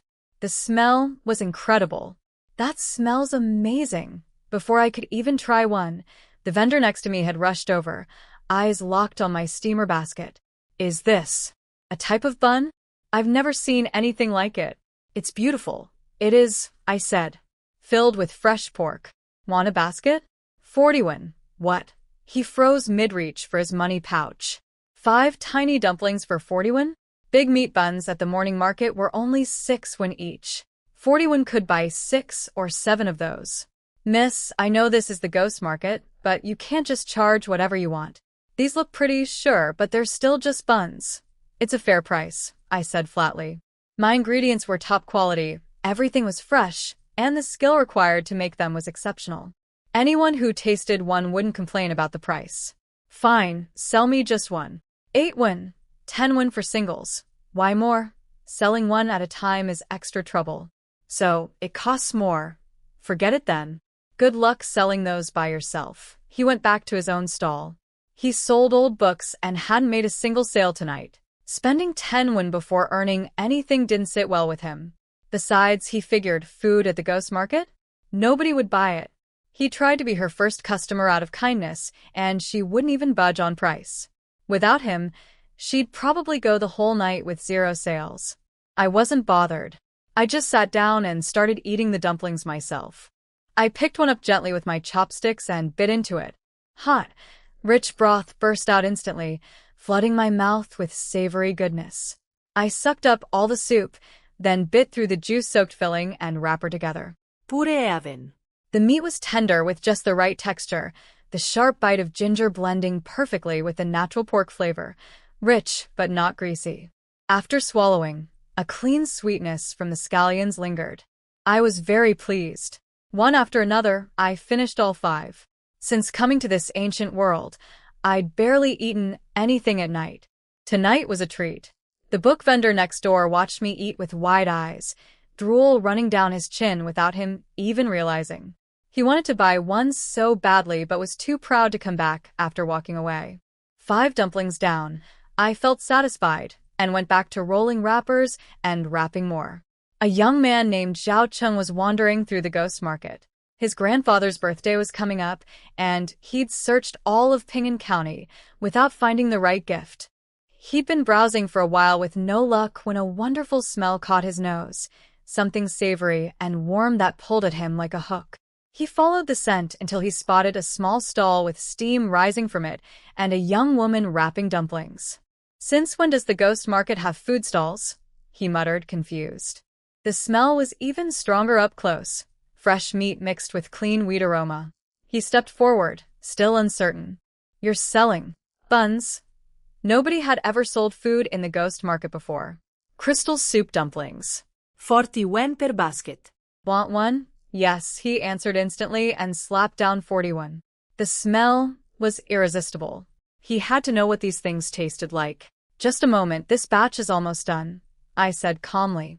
The book vendor next door piped up. 41 for one basket? Don't get ripped off, friend. Zhao Qing blinked, then realized the comment was aimed at him. I have plenty of money. 41 is nothing. As long as the food makes me happy, I'd pay 400. His father was the richest man in Ping'an County. When Zhao Qing went shopping, he never asked prices. He just bought whatever he wanted. The book vendor sighed. Rich people. If only someone like that would buy all his old books. 3 to 5 minutes later, I lifted the lid. A cloud of hot, moist steam rolled out, washing over Zhao Cheng's face.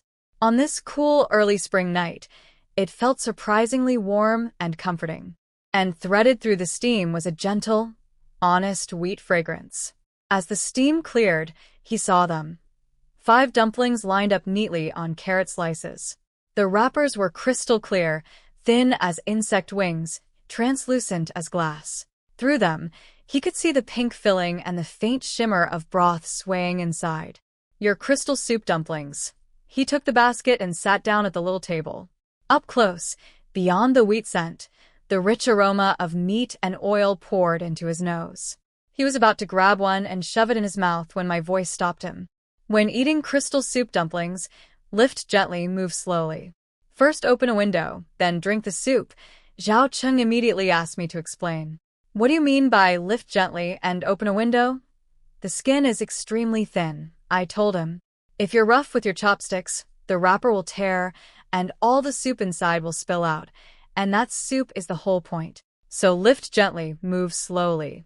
As for opening a window, just bite a tiny hole in the side so you can drink the broth first. He understood right away. He carefully picked one up with his chopsticks. The translucent wrapper trembled but held firm, like solidified silk. He leaned down and bit a small opening at the edge. Hot, savory broth came rushing out. HSSSS. It was a bit too hot, but he didn't care. The moment he bit through, the meat aroma intensified, pure, rich, and real. He slurped more soup. First came a bold, salty savoriness that woke up every taste bud. Then a deep, mellow richness. The pork skin had been simmered for hours, concentrating its fat and gelatin into something thick and luxurious, but not greasy. Once the soup was gone, he bit into the wrapper and filling together. His teeth sank through the soft skin into springy meat. The pork flavor filled his entire mouth, balanced by ginger and scallion, so nothing felt heavy. So good. So rich. So incredible. He kept hissing from the heat and stuffing dumplings in at the same time, praising every bite. 5 small dumplings disappeared in moments. 2 more baskets, he shouted without thinking. I handed over 2 more and went back to rolling wrappers. The smell was spreading through the ghost market now. People started stopping to look. That smells amazing. I'll take 1 basket. I've never seen buns this beautiful. The skin looks like glass. 1 basket for me too. Do you have other fillings besides pork? A crowd formed in no time. Second time running a stall, and I handled it the same way, calm and steady. Line up, please. 1 at a time. A long queue snaked through the ghost market. Not just shoppers. Even other vendors abandoned their stalls to come buy my dumplings. I worked fast. While 1 batch steamed, the next was already wrapped and ready. There was almost no wait between rounds. Basket after basket went out, and everyone raved about the taste. Zhao Cheng looked up from his food and saw the massive line that had formed behind him. He felt lucky he'd arrived early. These dumplings were too good not to share. He wanted to bring some home. 3 more baskets, he called out. It was too noisy. I didn't hear him. So, he walked straight to the front of the line. I'd like 3 more baskets. Hey, you have to wait in line like everyone else. The person at the front wasn't having it. The dumplings smelled too good to let someone cut in. I was here first. I've already eaten 3 baskets. Zhao Cheng protested. Doesn't matter. You can't cut in front of me. Zhao Cheng looked at the man, then glanced back at the line. It went on forever. He turned to me. Can I just buy 3 more directly? I didn't look up from my work. Sorry, you'll need to get back in line. It wouldn't be fair to the others. He deflated. There was no way he was standing in that line. It would take forever. So, he turned to the person at the front. How much for your spot? The man looked him up and down. 1 tael of silver. He was just being sarcastic. Each basket cost 41. Who would pay a whole tael for a spot in line? Here. Now move. Zhao Cheng handed over a full tael, without blinking. The man stood there frozen, silver in hand. He'd just been trying to annoy this rich kid. He hadn't expected him to actually pay. Wait. Is there a business opportunity here? What are you standing around for? Zhao Qing frowned. The man pocketed the silver with a huge grin. It's yours, it's yours. I'll just go to the back. No problem at all. His attitude did a complete 180. Like he'd just met a walking money tree. Zhao Qing stood at the front, staring at the steaming dumplings and swallowed hard. He'd already eaten 3 baskets, and his mouth was still watering. Can I get my 3 baskets now? Of course. I packed them up and handed them over. Before leaving, he asked, will you be here tomorrow night? I will. Perfect. I'll be back. Here, a deposit to reserve my order. He casually pulled out another tael of silver. I shook my head. I don't take reservations. If I accepted one, everyone would want to reserve, and it would defeat the purpose of the line. Besides, crystal soup dumplings have to be eaten hot. I couldn't make them ahead of time. I'd never sacrifice quality for convenience, especially when the money I really wanted came from the system's rewards, not stall profits. Zhao Qing sighed. He thought I was a strange one. Looked like tomorrow night he'd be buying someone's spot in line again. He carried his 3 baskets out of the ghost market and headed home. No birthday gift for his grandfather, but he discovered incredible food. Not a wasted trip. He went to his younger sister's courtyard first. Vania. Look what I brought you. Zhaowan blinked in surprise as he pulled an oil paper package from his coat. What is it? He grinned mysteriously. Something unbelievable. I guarantee you've never tasted it. The smell alone will blow your mind. He unwrapped it, and a powerful wave of savory aroma burst into the air. Zhao Wan sniffed, then made a reluctant face. Brother, you've been buying street food again. Mom says outside food isn't clean. We shouldn't eat it. It's bad enough you sneak it for yourself. Why did you bring it home? I wasn't there for any of this, but I heard what happened with the dumplings after Zhao Qing brought them home. He went straight to his younger sister, Zhao Wan's room. Vania. Look what I brought you. He pulled out the oil paper package and held it up proudly. These are called crystal soup dumplings. Nothing like regular food. I've eaten every fancy dish there is, and I've never tasted anything this good. He shoved the package right under her nose. She tried to refuse, but the rich, savory aroma kept flooding into her nostrils. Her mouth was already watering. Fine. Just one bite. Let me teach you the proper way to eat them, he said excitedly. Lift gently, move slowly. First open a window, then drink the soup. She was a smart girl, she understood immediately. She picked one up carefully and bit through the skin. Hot broth gushed out, startling her. She smacked her lips. The soup was rich and savory, full of natural pork flavor. Thick but not greasy. Her eyes lit up. She quickly slurped more. The soup was still warm, spreading a comforting heat through her whole body. It felt like every pore relaxed at once. This is really something special, she said. Try the filling. It's incredible. She bit into the meat. It wasn't mushy like she'd expected. It was small, distinct pieces with a springy bounce. The broth's richness, the meat's savoriness, the ginger and scallion, everything mixed together into something wonderful. So good, she exclaimed. She ate one, then another. Before she knew it, all 5 were gone. See? Your brother doesn't lie. And they're even better straight from the steamer, Zhao Qing said proudly. Where did you buy these? I want more. The ghost market. The ghost market? Since when do they sell food there? No idea. I just stumbled on it tonight. Anyway, let's hurry and bring the other 2 baskets to Mom and Dad before they get cold. He needed his sister with him. If he went alone, their father would scold him. But as they approached their parents' courtyard, they heard their father's voice booming from inside. That boy has run off again. I told him to learn the business, but he refuses. All he does is eat and play around. When I was his age, I'd already opened 2 branch stores. Just wait. I'm going to teach him a lesson. Their mother tried to calm him. He's still young. Give him time. Young? He's 19. Zhao Qing froze outside the door. There was no way he was going in there. Here. You take these in, he said, shoving the packages into Zhao Wan's arms. They'd never yell at you. He bolted before she could protest.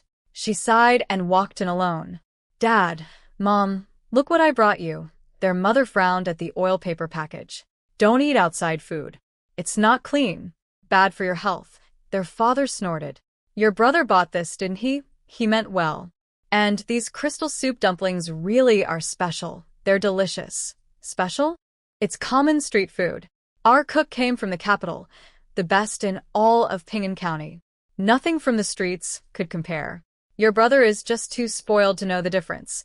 Their mother softened slightly. Well, the boy was trying to be thoughtful. Don't be so hard on him. Warner, just leave the food here and tell your brother to come apologize. Everything will be fine. Mom, please just try them. They're truly amazing. Yes, yes. 2 dismissive words. Zhao Wan knew instantly. Her parents wouldn't touch the dumplings. What a waste. They were so good. Can I take 1 package back with me? She asked hopefully. Better she eat them than let them sit here untouched. Warner, we've told you many times, outside food isn't safe. Your brother acts wild, but you shouldn't follow his example. Her mother's voice turned strict. Zhao Wan backpedaled quickly. It's not for me. One of my maids smelled it and wanted to try some. Can I give her a basket? Fine. Giving it to the servants is appropriate. Her mother handed 1 package over, and Zhao Wan escaped with a sigh of relief. She couldn't really blame her mother for being so strict. When Zhao Wan was little, she'd gotten seriously sick from eating unclean street food. After that, the whole family became obsessive about what they ate. Just a bit too obsessive. After Zhao Wan left, her mother handed the remaining package to her personal maid. Xiao Tao, you can have this. Thank you, madam. The maid named Xiao Tao opened the paper and found 5 dumplings inside, small, elegant, translucent, still giving off wisps of steam. The aroma hit her nose. She'd never turned down something the young master had bought. That would be disrespectful. She picked one up carefully and took a bite. Broth sprayed everywhere, her lips, her clothes, everything. Embarrassment washed over her. But the next instant, the rich, savory flavor flooding her mouth made her forget all of it. Her eyes went wide. How is this so good? What's that smell? Master Zhao's voice suddenly cut in from behind her. I wasn't there for any of this, but the story of what happened with my dumplings that night eventually made its way back to me. When Master Zhao's voice rang out asking about the smell, Xiao Tao the maid panicked and shoved the remaining half of her dumpling into her mouth hole, then dropped to her knees. It's the crystal soup dumplings, sir. It does smell quite nice, but it's still street food. Madame Zhao swallowed hard, though her expression stayed haughty. Master Zhao studied the dumplings in Xiao Tao's hands. They were delicate and translucent, pretty in their own way, but they looked simple, nothing like the elaborate pastries his private chef prepared daily. Still, that aroma. How does it taste? He asked, looking down at the maid. Delicious. Incredibly delicious. Compared to our cook's food, Xiao Tao hesitated. The family's meals were good, but these dumplings were on another level entirely. She couldn't say that to her master's face, though. Our cook's food is naturally superior. But these dumplings have a certain rustic charm, a unique quality of their own. Master Zhao was no fool. He knew his servants always told him what he wanted to hear. The fact that Xiao Tao still praised the dumplings even while being diplomatic meant they really were something special. The smell was driving him crazy. He wanted to try one, but he couldn't bring himself to ask. The dumplings had been given to a servant. Taking food from a maid's hands felt beneath him. Sir, would you like to try one? Xiao Tao finally asked, her voice trembling. He licked his lips, then found his excuse. Well, it is my son's gesture of goodwill. I suppose I shouldn't let it go to waste. Dear, outside food isn't. Madame Zhao started. One won't kill us. You should try one too. Madame Zhao swallowed but couldn't let go of her pride. She didn't reach for the chopsticks. Be careful, sir. There's soup inside. It'll splash if you're not gentle, Xiao Tao warned. Master Zhao slowed down. He picked one up, studied it for a moment, then carefully bit a small opening. Even from that tiny bite, hot, rich broth flooded his mouth with an overwhelming savory depth, like a tidal wave of flavor crashing across his tongue. His eyes narrowed. Broth was dripping from the hole in the wrapper onto the table. He quickly slurped it up. Incredible, unbelievably rich, smooth, and fragrant. He froze for a second, then shoved the entire dumpling into his mouth.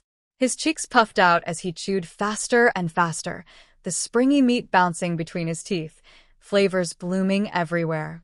After swallowing, he actually licked the soup off the tips of his chopsticks. Madame Zhao stared in shock. Her husband was the richest man in Ping'an County. He had never once licked his chopsticks in his life. Was it really that good? Before she could recover, he grabbed a second dumpling with his bare hands. Then a third. Like a man possessed. Madame Zhao's heart started pounding. A sudden premonition hit her. If she didn't act now, she was going to regret it. The instant his hand reached for the fourth dumpling, she snatched the entire package away. Dear. Give that back. Outside food isn't clean, but we can't waste our son's thoughtfulness. Let me hold on to it for you. He was reaching with his chopsticks, eyes wide. Madame Zhao wasn't falling for that. They'd been married for decades. She knew exactly what kind of person he was. These dumplings were clearly extraordinary. It's really not that good. Just give it back, he tried desperately. She didn't waste another second. She stuffed the last dumpling into her mouth hole. Broth exploded everywhere as her teeth came down. Rich, savory perfection flooded her senses. She went completely still, eyes huge. It was so good she wanted to cry. She chewed slowly, cheeks puffed out, completely forgetting she was supposed to be a dignified noblewoman. I've never eaten anything this good in my entire life, she swallowed, the flavor lingering endlessly. She wanted more, but the package was empty. Not a single dumpling left. She should have tried one sooner. She should never have given any to Xiao Tao. And the basket Zhao Wan took. That girl had definitely eaten those herself. The regret was unbearable. Meanwhile, Zhao Wan had snuck out of the mansion through a hole in the back wall, carrying the last basket of dumplings. She wasn't keeping them for herself. She wanted to share them with someone special. Song Wenqian. She couldn't let her family know about their relationship yet. Once he passed the imperial exams and earned his title, she could be with him openly. Song Wenqian. Vania. What are you doing here? He looked delighted to see her. Look what I brought you. She opened the oil paper. 5 crystal dumplings sat inside, translucent and beautiful. A flicker of disappointment crossed his face. He'd been hoping for gold or valuables, not food. But he quickly masked it with a grateful expression. You came all this way at night just to bring me dumplings? I'm so touched. When I pass the exams, I promise I'll marry you with the grandest ceremony. He was handsome in a scholarly way, and his sweet words made Zhao Wan blush. Just try them. They're really special, she said shyly, eyes lowered. The moment she'd tasted these dumplings, she'd thought of him. She cared for him, and she wanted to share something wonderful.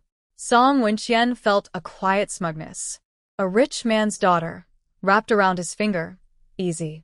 He picked up a dumpling with a hint of disdain and bit into it.